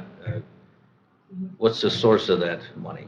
In effect, think of that fund balance, the way this is the funny line that we use for, in effect, balancing during this part of the process. So all that's, in effect, saying is that it's the gap between expenditures and revenues for that fund. Right. So, yeah. How much is in fund balance? So that's a great question. You want to go? Lena's been doing some homework here because part of that question is trying to get a snapshot of where we sit right now, mid-year, mid-contract changes, mid-revenue recognition. And so, you want to go or you want to? I have it. So the number's around $920,000. And I think to get more precise than that, I believe we're taking a look at now moving away from what's in the amended budget and trying to get to actual projections of with current volumes coming through where do you expect that to land for the year? But Right. to your question, Commissioner Rexroth, and back to the spirit of big ranges. Yeah.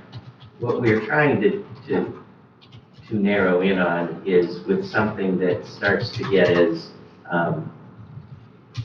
with a spread maybe as great as you start to look at in terms of current spend levels with existing fund balance. Where do you think that's going to land for the year? And I'm not sure that I can precisely predict that yet. I know Lena's spent a lot of time on it, but we also went back and tried to take a look at that, where that's been over the past 5-10 years, Kathy. And we can present any and all of that. I think that the punchline is a couple of things to me that are going on in this specific budget. One is projecting for the future. We are in a period coming through what I understand to be an unusual time with COVID and a ramp up in those services and interest in those services. And so when you look at the expenditures, you see them on an upward trajectory. So to get a view for where you think the year is going to be, I might suggest taking 6 months times 2 isn't a great way to do it. We may need to get more precise with where we're at right now and what Lena sees coming through in the next several months. So that's one of the challenges with projecting here. There has been a healthy fund balance historically, but I think that is, as you look at where that's going to move over the coming 3 or 4 months of 2023, I think that number is significantly less than what's out there today, the 927,000. And then you go into next year and you look at something with this gap as big as the difference you pointed out between $1.5 million and $1.1 million, call it revenue. So expenditures in excess of revenue by $300,000 or more. That's the balance of level of support services to be provided, current millage rate that we're trying to get our arms around. But there are a lot of moving pieces here in terms of the services, first of all, that Lena's trying to explain, I think, which is why I was hoping to maybe start there, and then we can maybe refine the numbers based on questions. Yeah, just to make it clear in my head and make sure that you're going to answer about that 298 is that portion of the 935 at the beginning of this document, fund balance forward total, when I look at revenue totals that we use to balance the whole thing, right? I mean, It is basically the gap that you're going to see it's not trying to get an ending fund balance, it's simply the difference between expenditures and revenues. Right, but it's also reflected in the revenue total part where we use this 960-some-thousand total fund balance forward number that we use under, this is not for this department, but for the entire budget. Right? Oh, I'm tracking. Yeah, so that's a portion of that used here to plug this budget hole, right? That's, so the only reason I make that point is because you were saying it's supported by taxes. It isn't. It's all right? millage, though. Well, It's all millage money, isn't it? correct. So Yeah, this is, yes and no, though. Well, it all comes from the millage. let me go back to the 967, Right. the number in your head. Yeah. It's about 960. Yeah, something like that, yeah. Is really the general, drawing down on the general fund. This is Fund 281 Senior Services, and so that's independent from that movement in the general fund. Does that make sense? It would only impact. Think of senior services as its own business. Okay. I didn't hear you, Kathy. Think of senior services as its own business entity. It does not, it's not part of that general fund 900-some thousand. Okay, so this is money that has not been spent previously that has been budgeted. I think of it that Yes. way. Correct. Yes. So, But, I mean, still, you gotta look and say, it's not covered by current, I mean, if you look at current expenditures and current revenue, you have a $300,000 hole. You're about to experience the same drawdown in general fund that you're referring to in general fund, specific to senior services. So that's senior services entire fund balance amount? No, the entire fund balance today, call it 930. For just senior services? Okay. That helps clarify my question as well. But still, obviously, if nothing changes here, let's say we did exactly what we did for the next 3 years, and everything remained flat, at the end of 3 years, we would be out of fund balance and $300,000 short, and assuming everything stayed flat exactly the way it was right now. Yeah. Another way to think about it is right now you have less than a year's operating budget in effect in the fund balance. So to the extent you run that in whatever magnitude you would assume, I think that's the right rate of thinking about it. So it was growing at a greater rate than we were using, but to extrapolate it out at the rate you're thinking we're going to, we would be out in 3 years. But we've also got probably an increase in what that millage rate would bring in based on Correct. taxables. But if right? I don't know that rate matches the Right, that's what we don't exponential know. rate of expenditures, so. Now, this is your revenue for 2024. Right. It is. For 2024. Yeah. Because This it's is on what winter bill, the question, Yes. right. So we've got plenty for 2024. I'm getting on to the question for tomorrow, which what would be on the ballot in 2024? And there's, the team is reflecting a $900,000 fund balance. We have the $298,000 to project to dip into that to balance 24, given everything's in exact. But we also have 5 more months of this year. We have August, because August is, well, I guess it's close. Let's say 4 more months, September, October, December.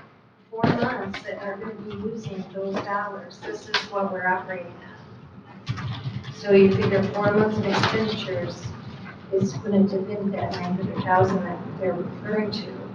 And then they reload with the December collection that doesn't finalize until 24. So they've got to have their own operating money to get to the end result. And if we go back 10 years, for those who were here, the general fund had to lend this department some money to get through. We got too tight because the fund balance got too low. And then when the taxes came in, it was repaid. And then we repaid the check. So that's just the history. But to Kathy's point, that Reflection. we could show you the schedule that basically built from that event in 2013, which was drawing down from the general fund. So you see yourself at 0, building to where we are today at 900. It sounded good at the time.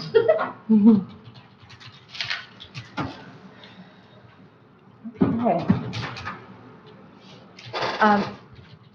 So voucher costs, they say the same for a number of years, and yet costs have continued to go up, as has incomes and social security, et cetera. Is it time to look at the cost of the vouchers at some point? Social security, we ain't getting rich. Oh, nobody said you're getting rich, but there you've had a increase, correct? Maybe about $20. What'd you say, Gwen? Maybe about $20 a year.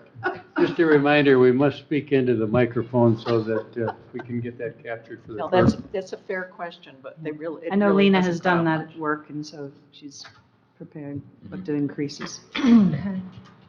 Just trying to bring that line item. Hold on one second. I'm sorry, 6%. Anything else January, for Lena? because of. She asked about the vouchers. April has had a prediction of 1,500 vouchers for 2024.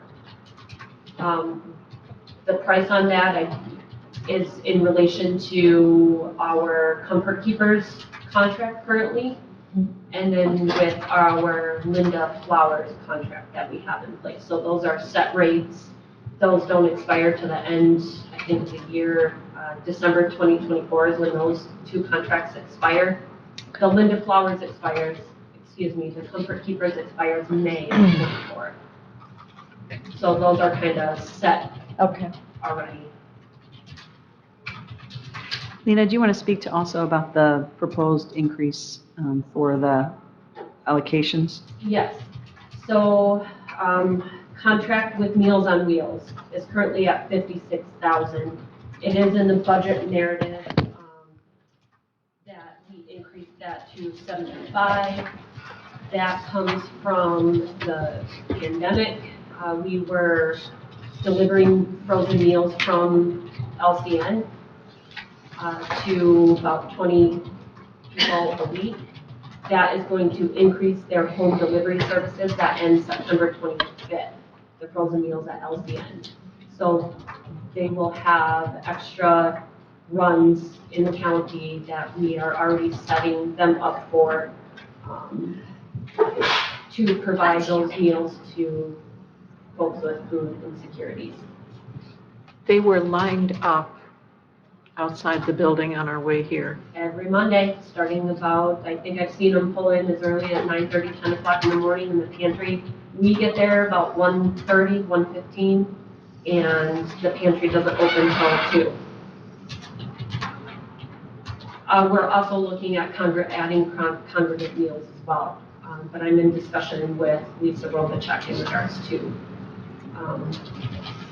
what other things we can provide since they're stopping the frozen meals.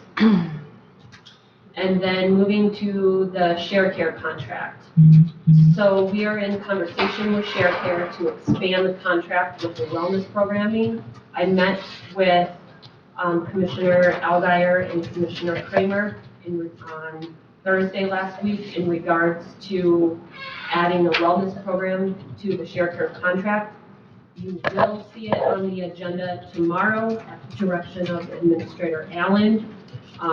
Right now, it is with council for review. So that's all I have for that, and that is an additional $44,000 for a wellness program. So it's pretty comprehensive. It's not one program. It's throughout the entire county, multiple services, at least one per month, one per week?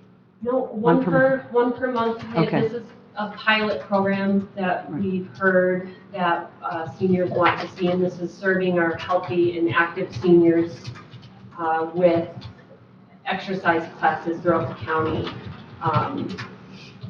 possible trips. Now, we're contracting with Share Care to provide these said services.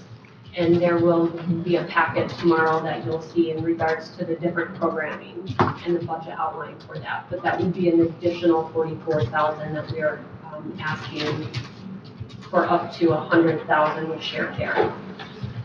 And that's also in the budget narrative. Right, you just said once a month. To begin, I put, Because that would be $4,000 per event. but this is to build it, that's at minimum. So ideally, I would like to see many locations throughout the county with exercise at different areas once a week. So Okay. this is building up to it, a pilot program that we build up to something grand that's exciting for our active and healthy seniors to participate in. So one thing that I was impressed with since I was at the meeting is the new director of Share Care came from Benzie Senior Services, I think, and she's very, very interested in providing activities that I have heard seniors ask for.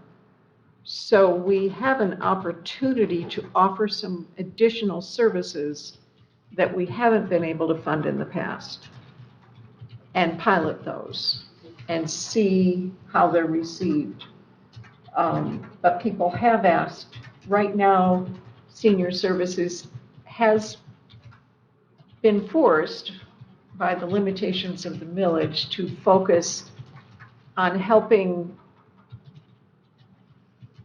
with care and helping on an income basis only. This opportunity, which isn't going to happen very often, we could pilot some wellness programs as well. So it's an interesting, and we have somebody who's very excited about doing it and has done these things in the past. So that might be a very, I don't know, would it enhance what we can offer our seniors? I think it would absolutely enhance what we're offering our seniors and help us better take care of them, because we know them early on as they're active and healthy. So providing them the education to stay active and healthy, to stay in their homes as long as they can. And then when they get to the point of needing those in-home services, based on financial or asset testing, then we can go that route. But providing them now to prepare for the future is just only going to benefit us in the long run. Absolutely. Well, Keep you guys out of our homes till we're 90. I'm assuming that tomorrow, for our meeting, before we look at the tax rate, that you'll give us, based on the conversation we have, the best recommendation you have on what we need to do the program. It's in the packet. Specifically, the two pieces that Nina just discussed, or holistically? Well, I think we need to know the whole package. Whole package. It should be in your board packet already under senior services. So it's a comprehensive contract with a addendum of volunteer and activities that have been proposed. And from the finance director, the necessary millage rate to make it happen.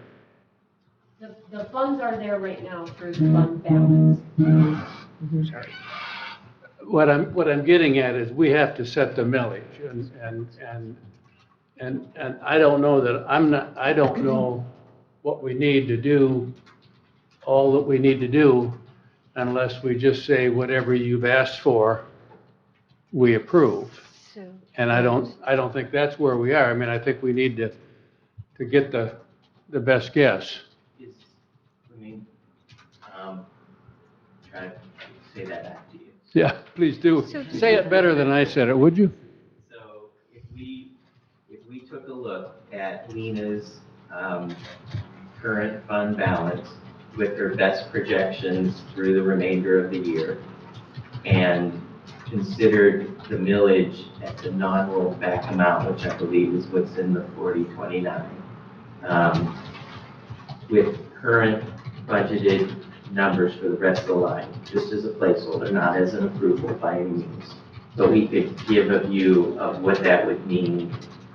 I don't want to say worst case, but from a conservative perspective, at where that fund balance may end 2024 at requested spend levels, just to give a,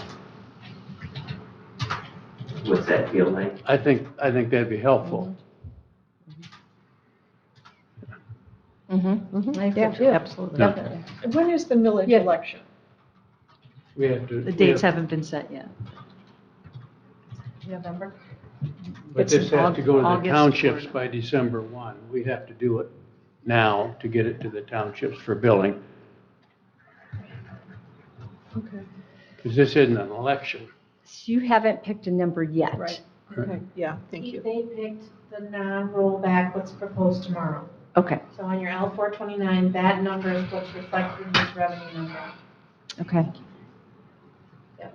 That's So a in the non-rollback event- number. So Sean's going to give you the projection, the fund balance, how it looks going to 24 with your tax collection at that level. And then you can decide if you're going to stay with the number that Andrew has there in the motion to move one column to the next, or if you're going to change that amount. And these amounts in the budget narrative that are shown are not reflected currently in In the non-rollback? in the revenue expense.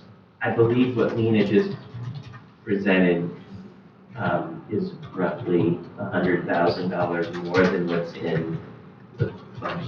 Right, but sorry, so Correct. So I guess another way for me to say that is like, if we did that, there's a $400,000 approximate fund balance I think I'm doing fund the those. same math, yes. Yeah. And I think, to your point, Commissioner Rexroad, I appreciate your willingness to work in some ranges, so maybe we can give a couple of scenarios that would look back. I think the math starts to Right. get easy with, if we lay out the pieces. And we know, of course, some of this can't be predicted to pennies, but it seems better to work with numbers that are in ranges than with no numbers at all. So, Anything else on senior services? Have you had a good first 8 weeks? I have. It's been great to get to know my staff, the seniors who were serving, and all of you. We all like having her here, right? You don't have to count today. Thank you very much. thank you. Would we be open for a break? Yes. Sure. Can we take a 5-minute break? Try. Oh, sure. That we'll give, we'll get started.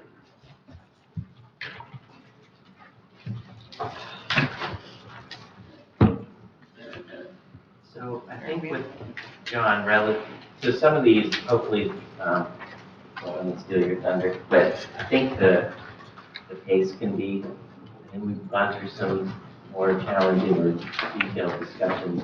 As we get to some of these other ones, I believe it was in the spirit of, back to Commissioner Allgaier at the start, was we just want to have a chance to kind of have a chat. So I didn't have specific items for John. I don't know if you wanted to answer questions or you had any. No, we're gonna maintain our status quo for general fund operations, so our 101, 432, 53 budget is gonna maintain status quo for the next year. We may have increased microfilming, just because we saw an increased need for our films to get processed.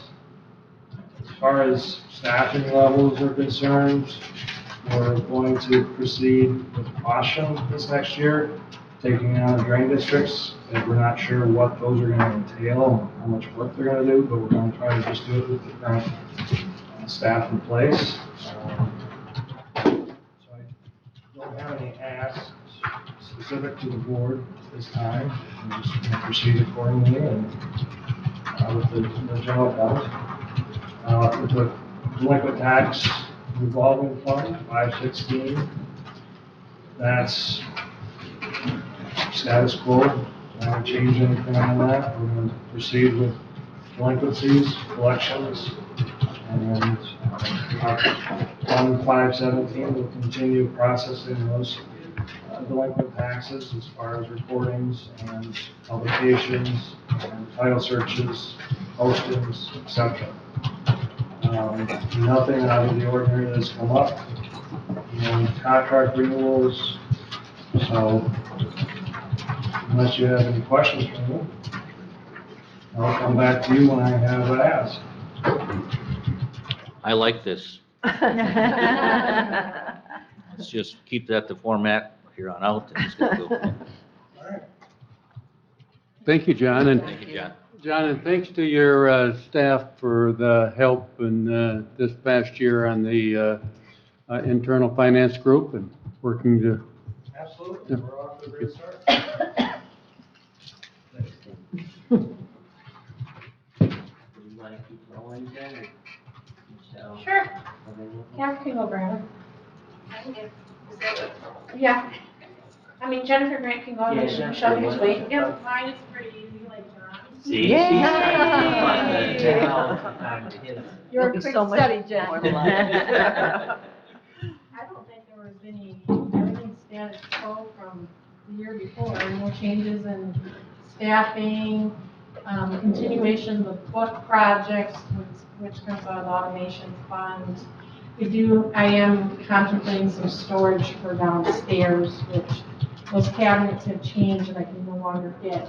I'll be at conference next week for one of the gentlemen, Easy File, so I'll get to see what he has next week and go from there. I think tell me if I'm wrong about this, but I think what you just described, I had on our little handout, one capital outlay that Jennifer was talking about was map storage roll files. Mhm.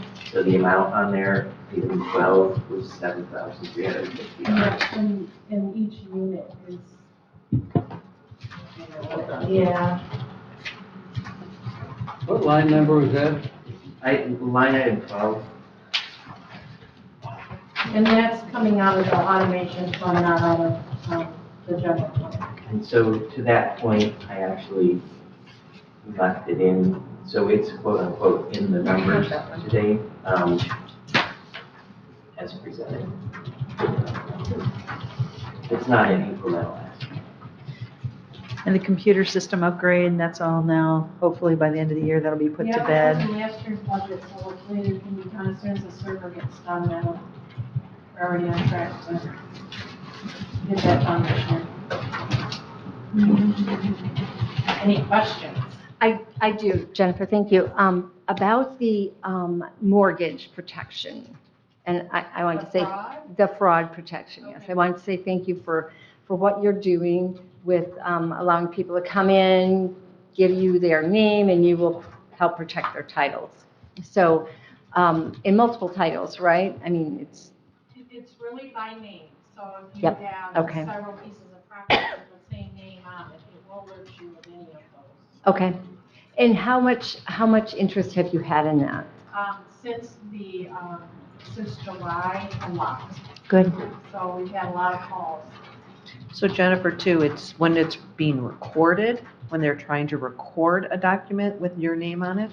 When it gets recorded and gets indexed in our system, it'll flag it. And that's not too late? Well, the thing with the recordings is, if something comes to our office and it's recordable, the state statute says it has to have this, this, or this, and this. We have to record it, we can't reject it. So at that point, instead of waiting 6 months till you hear of something, it alerts you right away. So within a day of it getting recorded, you'll be alerted.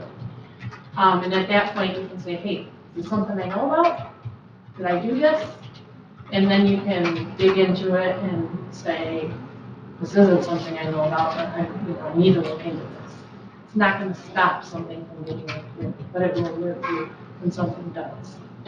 So we paid off a construction loan, and I got, whatever I get, email notification that someone had recorded something in our name, and it was us. So I was glad. Probably. Pardon? A discharge from the mortgage company. Yeah, it was a discharge. Yeah. So that was good. And it was so easy to sign up. It took no time at all. And, we still have people who need help with that, so just give us a call, we can help you Yep. set up. Stop in. Thank you. Can I ask you a PRE question? Okay. Who do I ask a PRE? John. John. John? If you rent your house more than 2 weeks, do you lose your PRE? You're supposed to file a conditional decision if you change the principal use of your residence. If it's over 14 days, the IRS says it's commercial use. Courts, they do whatever they want. So the answer to your question is, yes, there should be a reflection on the change of use. However, the courts are not consistent in the implementation. Oh, I didn't see that on the agenda, Commissioner O'Hara. no, but I've been dying to ask and I keep forgetting, and this is my shot. Thank you. Jennifer, can I ask just one other, how many frauds have been actually recorded here? None that I'm aware of. Okay, 0 Did so we far. have one in That I am aware of. I thought there was one in Northport recently, but, Nothing that got recorded. okay. Something attempted? We've been alerted of several properties that have been put up for sale by somebody other than the owner. And they've been stopped by a neighbor saying, hey, I see your property's up for sale. One of them was the people were up for a holiday weekend, and somebody stopped to put a realtor sign on their property, and they're like, we're not selling this. So then they called us, and they called the sheriff's department to alert us that this has happened. But as far as things being reported, none Nothing that I'm yet. aware of. Okay, thank you. Thank you very much. And the clerk is here. Thanks, Michelle. Now, Michelle, the last two people have asked us for nothing. Have asked us for nothing. The last two people have asked for nothing. She's going to make up for that. A little bit, just a little. So, thank you for asking me here. I was going to ask to come anyway, but since you asked me here, do you have some questions for me? I saw myself on the agenda.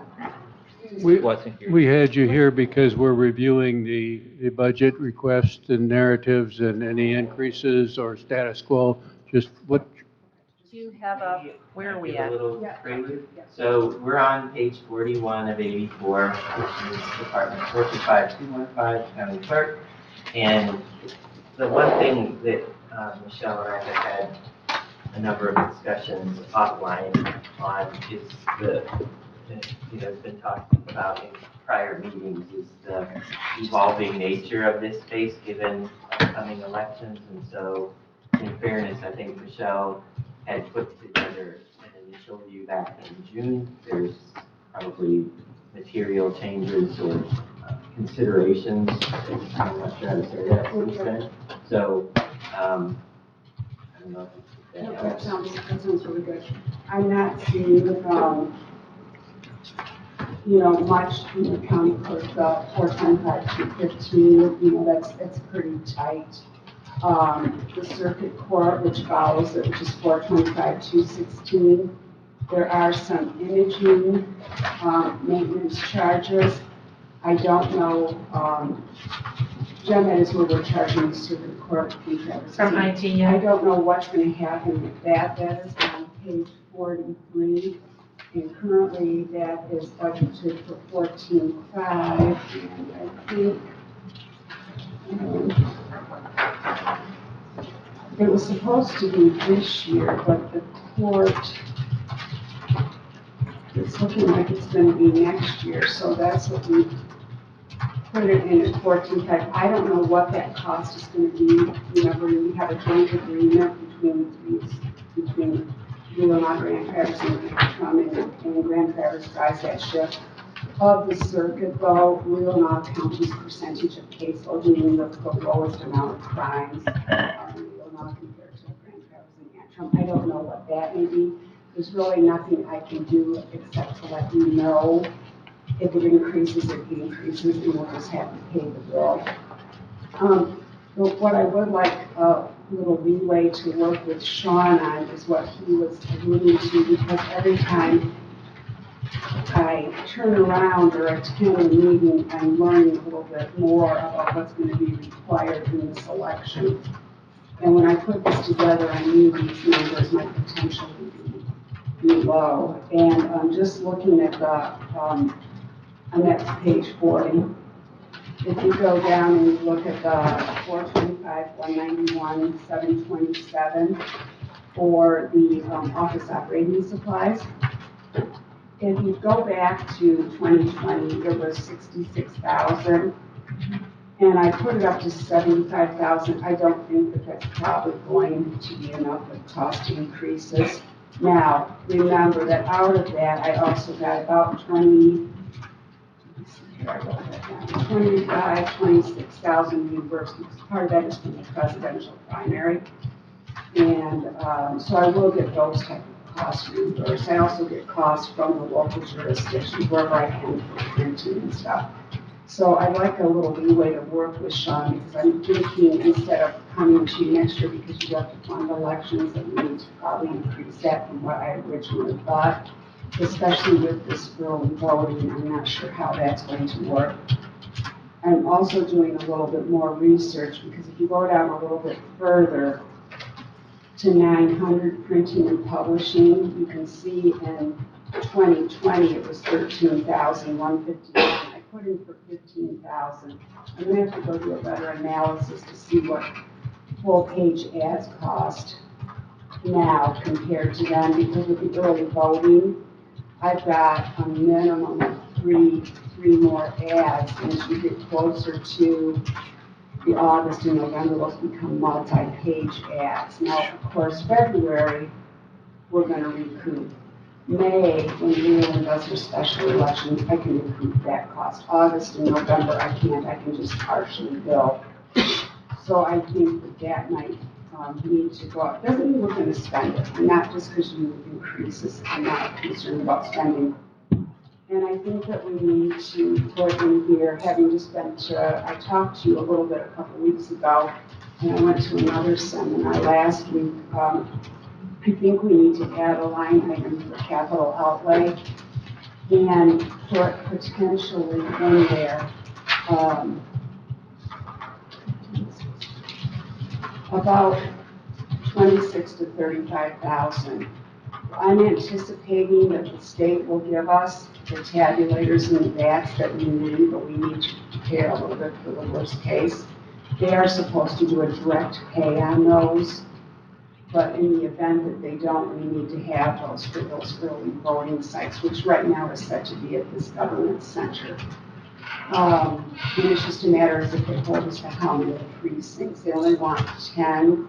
We, of course, just on the face of it have 12, which requires two. I just don't want to cut short, and I don't want you to think that it's if you put it there, I'm going to spend it. My hope is it comes from the state. I just don't want to come to you in a couple of months or January and say, we need this machine. Well, why did you do it? Oh, these are machines? These are machines with a capital outlay. So you got 1,500, but that's, you have 1,500 in there right now? I have, I don't. Oh, under 5,000 you do. I have Must be education for 1,000. I wasn't even thinking about equipment. After some capital outlay? No, you want to go to 1425191, so you got to come forward for elections. 48. Yep.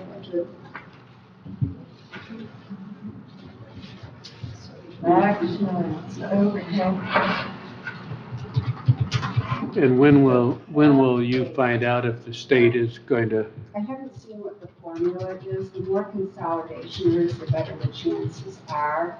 I do have a machine here that I use for training because tomorrow, because we haven't had as many elections this year as anticipated, in October, because I've got money in the election fund, I am going to come forward to ask for the purchase of a voter assist terminal, which is $52.50. And part of the reason is I can't do my training of election workers if I don't have the equipment.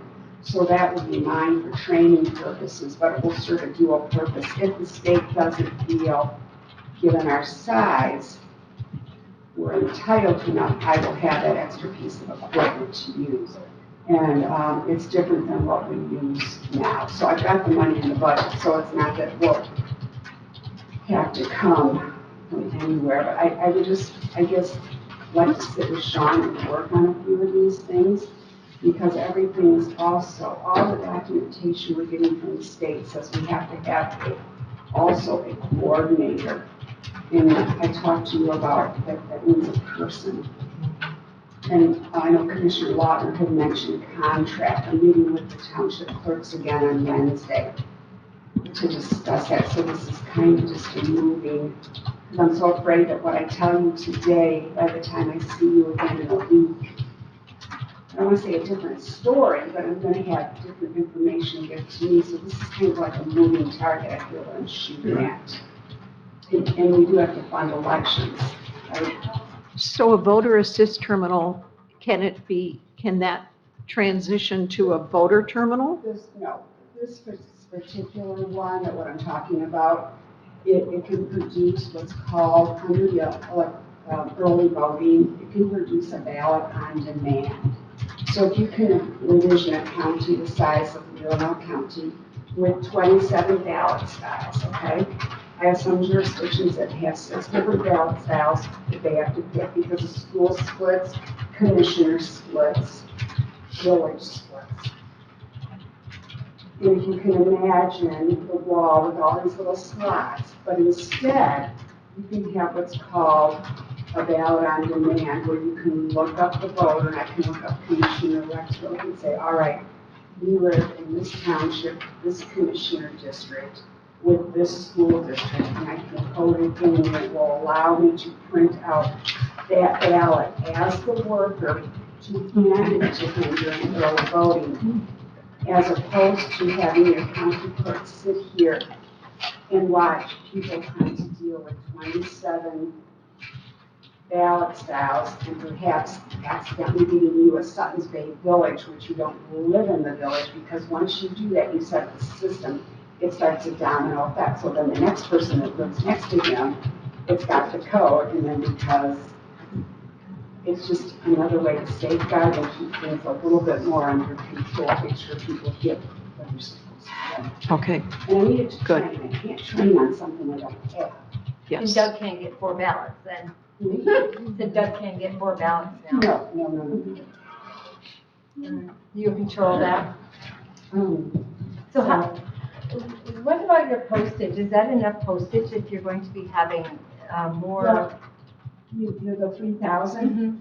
That is interesting because I just found out when I was at a meeting on Thursday that all of the townships, and I'm hoping that it's a township responsibility, not a county, every voter in the district or in the whole county is going to have to be sent via mail notification of where the early voting site is with the time and locations. Time and location is still possible, but where it will be held during those days. And if we move from one early voting site in February to 2 in August and November, that generates another notice. This is a lot of postage, but I'm thinking it may fall, I'm hoping it falls on the townships to cover that cost. And are those clerks at these meetings they're going to? Are they aware about of the one Wednesday? Some of them made it to last week, and they're giving all the same information I am, but it's usually Friday nights at 5:20. When you can go and ask questions. Okay. So for purposes of the budget, then, it's the only additional item that you are thinking of is 26 to 36,000 for possible for machines. And office supplies, increasing that. Okay. And again, it's not like the federal government where you feel like you have to use it because you might not get it next year. This is only if you need to. This is election driven. So, what is your temporary office assistant? That's not your election. That's just like a temporary office assistant that you bring in to temporarily. It's not very. This year, that's where the jury commission is. The jury commission. Yeah, and the jury commission is over. We have to rethink what we're. And then you have, but then, okay, so it's elections. Okay, then you have another under, your other budget dates, but you have a $2,500 temp. Which budget? I think I'm looking at your, 215, yeah. Yep, I've been putting a lot of the jury commission in there. We've got to talk to Sean because I did have approval. I talked to Darcy a little bit. I've got someone, because you had given me that position to the end of December when I didn't use it in January through May because of everything when we extended it. And I do have finding someone that may be interested. I don't know, in about 2.5 weeks, that might be able to at least cover that I could hire for October, November, December. The other thing I don't think that you are at, and I will be coming, I'm hoping this month was too soon. And I know the question Commissioner Rex has asked about, is it budgeted or not? I have, under the funds section of your budget, your special funds, it's fund number 263. It's page 22 under the special funds tab. What page? 22 of 80 under special funds. Let's see. We're still in talks, but I did meet with the sheriff and undersheriff last week about CPL fingerprinting. They have, their office staff is so busy over there, they have limited times for their fingerprinting. And many clerks' offices can also do the fingerprinting if you get the live scan and things like that. And they were actually very encouraging that if we would do that, they would not have an issue with that. We could broaden the scope later, but that's not our goal right now. Our goal would be to just do fingerprints for CPL. I have $3,000 in that budget currently under capital outlay. I am getting the prices on these fingerprinting machines, and the state police will do some training, like you try before you buy. I may be bringing it to you in October if we can get this all wrapped up, because I didn't put it as a line item, but the funding that I have currently in that fund, it doesn't show here, is $52,000 in the fund balance. Those funds can only be spent on CPL items.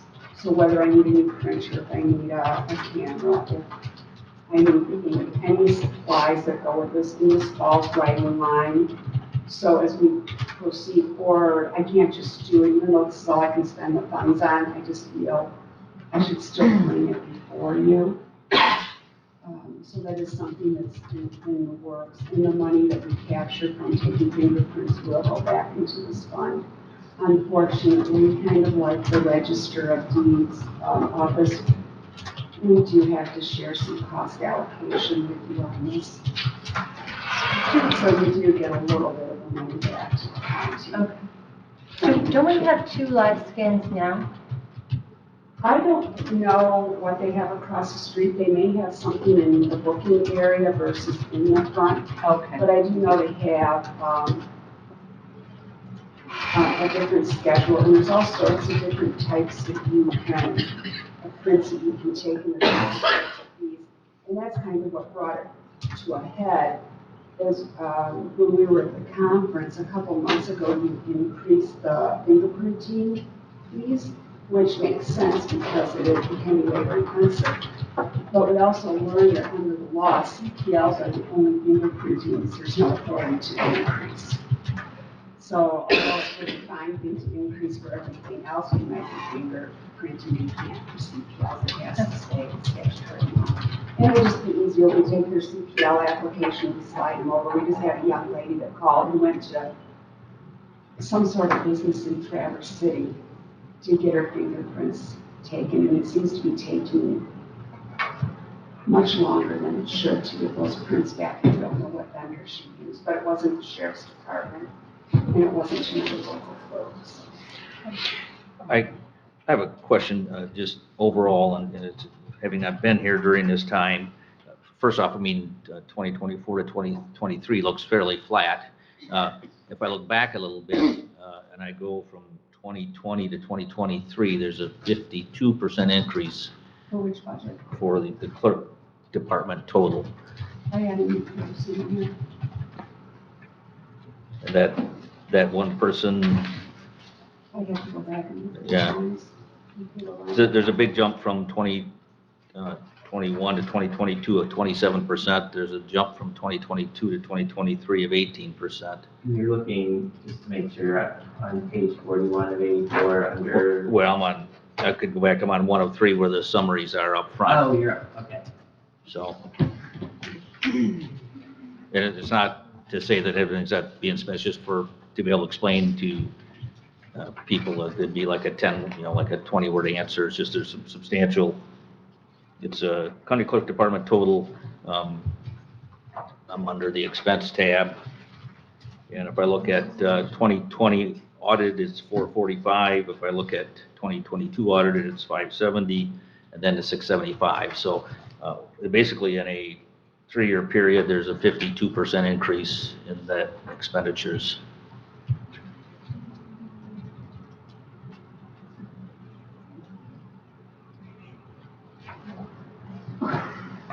She just asked me to do something what's like that? that I can't, sorry. You want me to answer? Is it, what is staff versus- So the difference between 21 and 22 is, on the 21 budget, Michelle was approved for a full-time staff member. So the full-time staff member was added in 22, and then it's at an administrative. So there's the county clerk, the chief deputy, an administrative deputy clerk, and then 3 clerks under that. That all started in '22. In 2022, questions were raised about wages, and if chiefs could be salaried or they could be hourly. We were all hourly at one time, and so in 2022, I believe it was May, employees went to salaried. Is that correct? So May of '22, in the Register of Deeds, the treasurer and the clerk's office, all the chiefs were put to salaried versus hourly. And there's a legal opinion on that. So that's the majority of the wage increases there. And then you move that into '23. There was the 3.25%, a 3% wage. And then you move, or in '22, that also was 3.25 plus 3%. And then now you're looking into '23 into '24, right? Well, yeah, You should, your biggest you should see it in the MERS, the FICA, the salary line items. and 22 to 23 is another 18% increase. Yes, yes. Yep. And from 21 to 22, I also have went from a computer charge that I don't control of 31,007 up to 45,900. Yeah. And it was a legal opinion Right. that caused the transition to It's chiefs. just a substantial amount that requires some questions. I mean, Yeah, I look at anything that's increasing Yeah, at that rate, absolutely. yeah, I have yeah. to look line Yeah. item by line item in order to. May in '23, we adjusted budgets for both buildings and grounds and IT that were not correct, I want to say corrected, but they stayed status quo when the expenses actually went up. Right. And I'm happy to prepare something in writing. Doesn't need to be in detail, it's just, I look at trends and I, okay, Yeah. let's, Well, that's what I'm looking here too, because you can see up, down. Yeah. You know, computer charges in 20 of 28,000, 31 and 21, 45. Now we're looking at an amended budget in 23 of 63.9. It's a lot more. So we're building contract. Well, everyone received those similar type of increases because we've got up to those other departments. Michelle, have you explained and maybe I missed it, but the special projects line, you have 15? On the county clerk's office? Yes. Yes, actually, that's been sitting there for a couple of years and we haven't gotten to it. We just had the first, as for that vital statistics and online presence a little bit more. They're going to hold the price. The one company we saw last week came back in. We didn't do it during COVID, but it's called Apex. They came in last week and it's for marriage, deaths, names, co-partnerships, and indexing online for searchable records. And we're having, in October, the man from the company registered, Tyler Technologies. Tyler is coming in October. That was the first date he could come. And so if that goes through yet this year, then that won't be needed. If it's not a trade, I haven't thought of anything else that's coming. If there is a placeholder, if it doesn't get done this year. Thank you. Anything else for the clerk? Are you fine if I work with Sean to get those? Yeah, no, that's fine, yeah. Thank you. Thank you. And thank you and Jen for your part in working with the finance department. Just let me know if you have any questions, and I apologize if the election stuff is changing, but if it's frustrating, it's really frustrating. It's unfolding. That's just. I have a minute. Understandable. It just is. Oh, well, and just so you know, I do have to submit a grant that I don't have information for, and all the clerks, 83 clerks are facing the same thing because they're making deadlines for us that don't correspond with each individual board of commissioners. But I have to submit it, but I will update you as I do. And a grant to help cover election expenses? It covers the inspectors, it covers the equipment, it covers everything from new voting booths in here, voting bags, because that has even changed in the past week or how many. Some of it I just consider Sure. small items. The biggest items are the equipment, the workers, and the Yeah.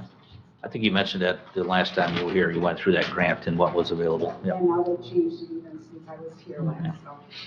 Wow. Thanks. Okay, thank you, Michelle. Thank you.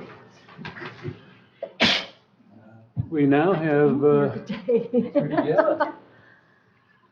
Thanks for your patience, Trudy. Okay, where is Trudy? Resource management? No? Yeah? You know, we should have little cubes in the back so that staff can sit there and work. Bring their computers and, anyway. Well, thank you for this opportunity today. I'll start by telling you that several of these budgets that I oversee have very little change to them. So the planning department, the only items that I proposed increasing were the education and the travel, and that mainly is because of the increase in registrations and travel expenses for conferences and other trainings. Other than that, any of the other increases in areas like computer charges and things like that, that we don't control, that gets put into our line item budget. Same thing with the planning commission, really no changes there as well. And then I have mapping, again, really no change, just carrying that fund forward, and remonumentation is based on a grant that we get from the state. So if we get $50,000 in revenue, we get a grant, $50,000 in expenses go out. So the two changes are the housing program. Right now, I'm not anticipating change. However, there are housing grants that are available for housing rehabilitation. And so I reached out to Northwest Michigan Community Action Agency. We are contracted with them to do housing rehab loans, and I just wanted to know if we apply and we get funds, will you continue to implement for us? And they said yes. So they already have the staff ready. There's no sense for us to go back to what we did years ago and try to hire staff. We would just contract with them, and if they need additional staff, then they can pick that up. So the fund that has the biggest changes is the Solid Waste Council, and that's Fund 230. Where's that? Yeah, where are you? Special funds. Special funds? Page 7, Okay. 780, sorry. 8? Recycling. Recycling fund. Okay. Yeah. 7. So what I wanted to mention to you on this is, and you're going to have a couple of these items to review tomorrow. Household hazardous waste costs is going up, and I did propose an increase, which we have to catch for that budget. It's not in there right now.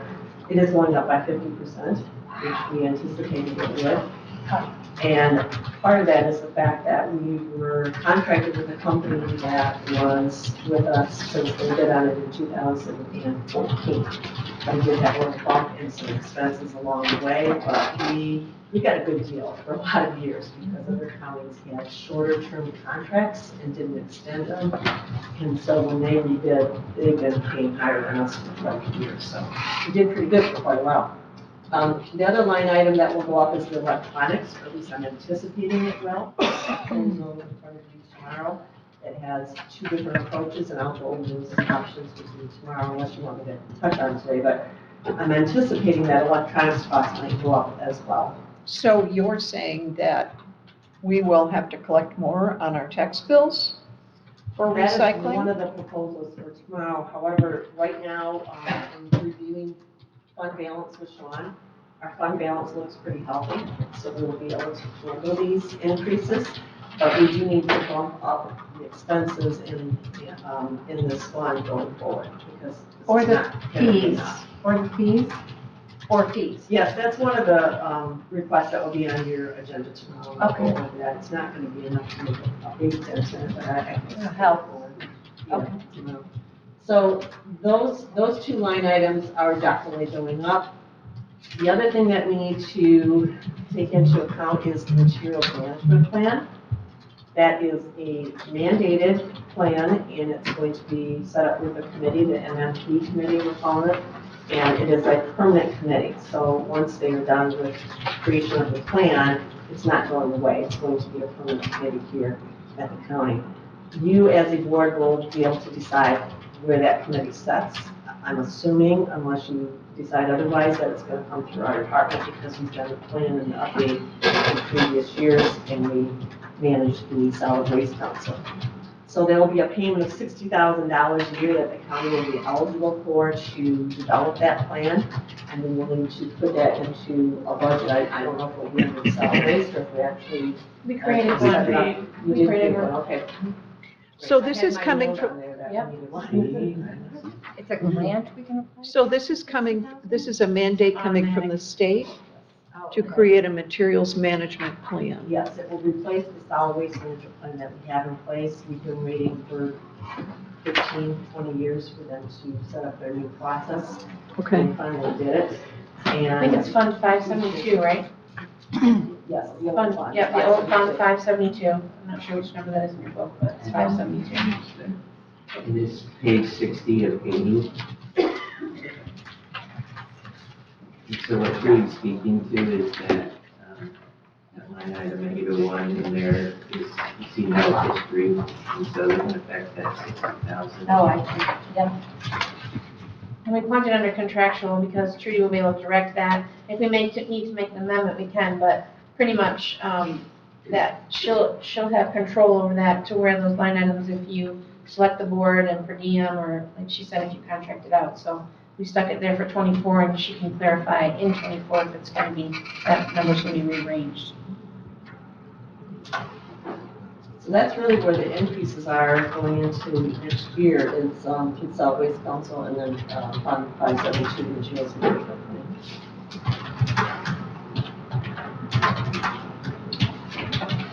Okay, materials management replaces solid waste council.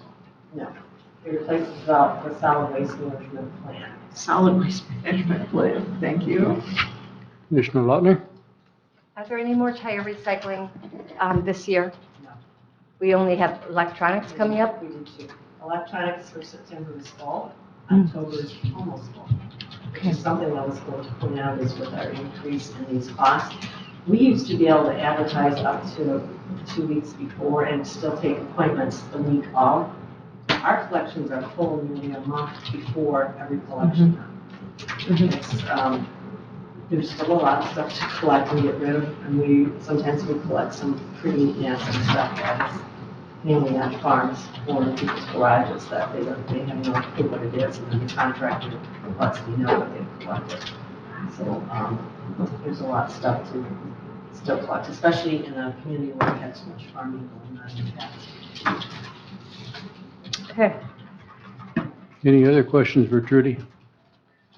Trudy, before you leave, will you give us an update on your fellowship program, your fellow? I submitted the application. I was supported by and nominated by the Women in Planning Division of the American Planning Association. So that is for fellows of the American Institute of Certified Planners. And I'm already an American Institute of Certified Planners member. So this is the highest honor that any planner can get. So I've got through this part. They accepted my packet, which was a very strenuous task to complete. We started about 3 months ago. And so it was submitted, and I got the word that I had a complete packet, so now it will go into the review. So we'll see next year if I make it, and if I do, the nominees will be inducted in Minneapolis. Conference, which I had to pick a year where it was, we weren't going to San Diego. Right. Well, it's a big deal. Yeah. Congratulations. Yeah, congratulations. Yes, Awesome. thank you for all you do. Congratulations. Thank you. So, the remaining items that we had on the agenda fall under that word internal services. And so, Deb, I don't know whether this is unpracticed, unrehearsed, but I think what could help me, help you, is to understand kind of as we look forward what's remaining. The pieces that are, that I know we've been all taking notes on, listening, we're thinking about, a lot of them circle around that staffing level question that we want to bring back collectively. Those questions we want to bring back, I believe, collectively to discuss. a number, honestly, almost all of the items, I believe, under internal services, touch on some of those staffing level items. And so I'm not sure if there's value in talking through those, not trying to avoid them. A lot of them are Deb's mind from a department planning standpoint, but I think it's the people component of those, if you will, that would be the majority of anything that's changing. So I guess I'd ask that. The other thing that I took a swing at today was how deep and how far we wanted to go with the department reviews. And this wasn't to slight anybody, so I realize sometimes I'm talking into a microphone now, and I apologize for anybody I'm about to offend, but started working down the list, honestly, in terms of complexity and scale. So that's kind of how we got to where we are. There are a number of other departments that are out there, not to slight or not to say less important, but we haven't talked to MSU, soil conservation, haven't had a moment with the drain commissioner, also the agencies that we deal with. The other thing I'm aware of is some of those feed into board meetings as well. And so some have been discussed. For example, we recently had a visit from the courts. Some we're aware of. I believe that some of the more important people concerns we've had in prior discussions, certainly around roles in the family court, for example. So I'm open, but maybe need a little bit of steering or feedback in terms of as you look towards the future. I believe we have another session next Thursday. On Thursday. Mm-hmm. So can certainly tee up things of interest, but also try to dive into the big remaining staffing piece, and with those are, is that a discussion amongst the board? Is it anybody that, I need to help prepare for that? So I guess that's my ask is, where would you see the most value or have questions, and I'll try to help steer there. Well, we have heard all of the staffing requests. I think now my thought is we need one page, here are all the staffing requests, and we prioritize them and start making some decisions.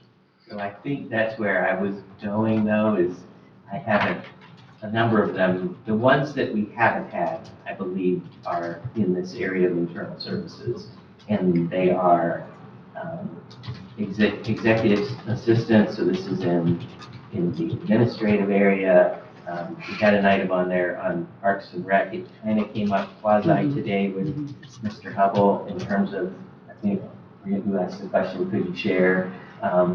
Would be a thought. There's a facilities director one that's still out there. And so I believe those are the three, and I don't know, Deb, whether you wanted to hit those or hit those at a subsequent time. But to your point, Ty, other than that, I believe we've captured them as we've gone through the departments. I need to understand the first one. What was your first? The first one, in terms of the administrative assistant, we brought that to the board previously about moving that position to a salary position. Oh, that. It's still hourly, and that would be helpful to make that a salary position. There have been discussions previously. There's a lot of history and background on that, but I think from the standpoint of making that position salary would be more in line with the other, positions that are similar to that in other departments. So that was the justification for that. The facilities management position, we've talked about multiple times, the importance with all of the projects that we have going on, everything from the dam to management to HVAC system, building projects here, and not having someone to facilitate or to manage those initiatives. I thought you were trying to contract with an outside firm. I have no authority to do anything at this point, so I suppose if that's the board's direction, to look at whether it be a contracted position. I've had conversations with people, but I've not had any RFPs. We've not gone to that level or anything. Well, we to would bid have that to out. have information about what kinds of services are available, how much would it cost, that kind of thing. We can't direct you to contract with somebody unless we have information about what that would mean. Well, I think if the board would like, I can start putting that information together in terms of a position. Most counties have a position, and with a wastewater treatment facility, a dam, the complexities of our HVAC system and some other things that we may be talking about with energy and things like that, I think it may be worthwhile, but that would be a conversation in terms of, I'm happy to put those things together, but haven't had. Well, that versus contracting, because you keep saying contracting, and I don't know, is that available? What does it cost? Is it worthwhile? Does it work? I see Commissioner Rexroth going, kind of sighing. He might have experience or opinions on that. I don't think a contracted position for that would be as beneficial as the other would be. And I'm also not 100% sure it would need to be full-time. Or even this year, perhaps. What's that? Or even this year, we probably, something we could kick.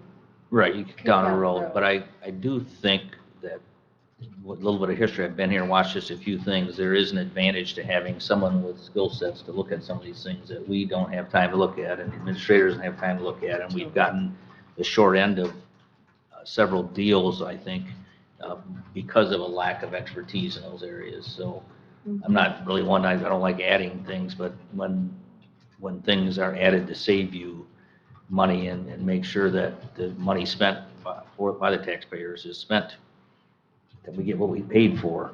I think, and I think there's probably some existing services that could be adjusted to help fund that position. We have kind of with our contract with DNW, we have kind of a quasi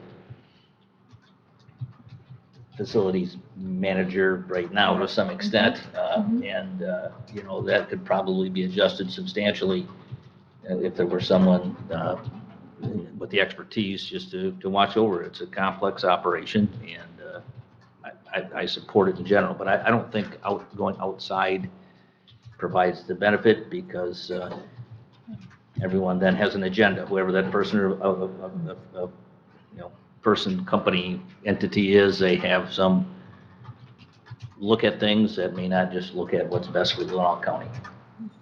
So are we looking for the magic 70-year-old who's bored with retirement, but who knows how to do this A retired stuff? engineer who wanted to live in Leelanau County and work 3 days a week would be a dream candidate for that loves the county and, loves, whether that person exists, I don't know, but. My philosophy is you retire, you're so excited, you don't want to do a thing, and then after 2 years, you're like, okay, I still have a mind. I need to do something. So we can benefit from that. So back to the general discussion, I guess. I mean, I think we need to hear would it make sense to tie like the other three, a more in-depth discussion on those items along with then just a full-blown discussion on the salary things into our next meeting? I mean, some of these, I kind of agree to a certain extent with what Sean has said. Some of these things they're the exact same money they were last year. They're pretty much dead set things. I mean, the drain commissioner, I mean, we can ask him to come in, but I looked through that. I don't know what we're going to see, or maybe you would know what of the departments left. I don't know if we need to hear from all of them, I guess is my point. What I've been doing to try to just keep things in my head was keep going back to my list, and I believe, although I'll do a check on this, I believe we've covered all of the items in here that I was hoping to, other than there's a couple of bigger ones around internal services, but they're all familiar, I believe, to you. Things like that are on the maintenance list, projects like the north facade or the parking lots needing to be resealed. There's historically has been a placeholder for Parks and Rec. Right now, there's $55,000 in the capital outlay budget for that. We haven't spoken to that, but we could discuss what is in there. But besides those items, Commissioner Rexroth, I agree with you. We've kind of been through the list. Kathy reminded me, while I was flashing through there, as the risk, there was one other position, which is the IT director that we had talked about. But again, I think there's familiarity there. I don't know if there's information that I can help bring, or whether it's more of a discussion at this point in time. Well, I personally would like to put off the facilities director until we clean up our contract with D&W and make sure that we know what we're getting from them and want from them, and see what the status of, I think we have one staff member in maintenance that is talking retirement. And so I think there's some unknowns out there, and I think what we do with HVAC makes a difference for facilities director. So I don't feel a need to solve that with this year's budget problem. I'm okay with that. And I really feel like we've got some really big commitments we've got to address this year. I guess, pardon? What would that be? But I want to make sure those get locked in. Yeah, The what rest a of good them, let's have a guess. brief overview of them at our next meeting. Okay. And then try to start, at some point, we have to start narrowing some things down. Agreed. I'm sorry, I brief overview of the staffing level. Right. Okay. Right. Okay. Staffing levels and proposed, any proposed increases and that kind of thing. Like a wrap around back to some of the stuff Things that I may have heard and made a note of that weren't summarily dismissed, that are on a kind of our list at this point. And I guess to that point, all the things to the budget narrative, are they on the 5-page capture I sheet? captured a few today, Doug, that weren't, so. Because I tried to find a couple that weren't, that came today, so. If there's any missing, it's there. Again, there's a handful from today. I've been keeping a record of things that I think I heard that I can compare the two to give you kind of a visual, but if you're aware of something, if you yell at me, if I missed it, I apologize. Could this be updated with the things you found anyway? Yeah. Okay, it seemed like you were right when I was thinking about things, so I think you probably got the same things I did, so.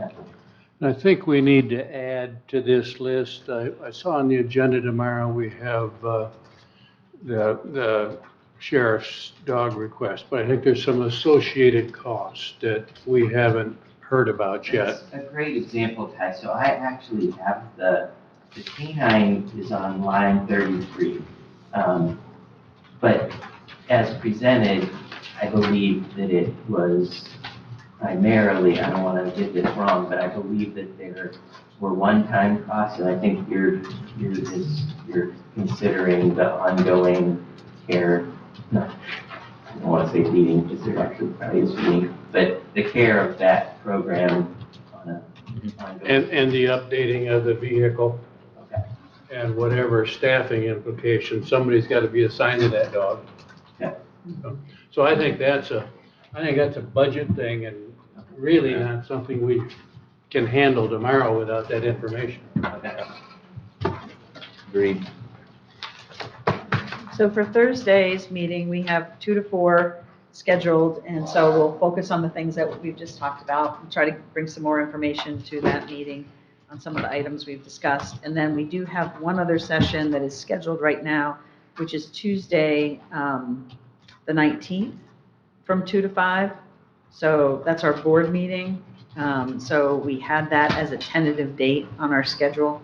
So just kind of want to mention Next one, did you, that we The have. 14th and 19th. We have this Thursday, the 14th, and then we also have the 19th as Jamie a. back Thursday? She is scheduled to be, she is available according to this chart, to be here on the 14th.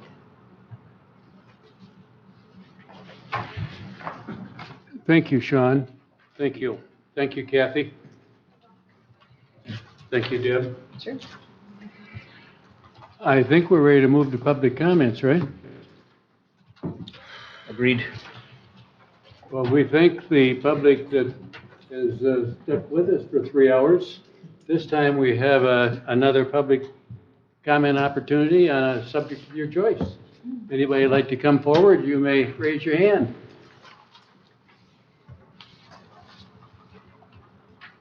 Thank you for coming. I think we destroyed their brains. Mine is. Commissioner comment? Oh, wait a minute, do I have a Oh, comment? we have a, Oh, yes, please come forward, thank you. Can I just say something on Gary Cosette again? Yes. Thank you for your service. Thank you for your service. You're not limited to 5 minutes. Really, I've learned so much today, and the learning curve to be where you are, you all are doing amazing work, so thank you. Thank you. thank you. Any commissioner comment?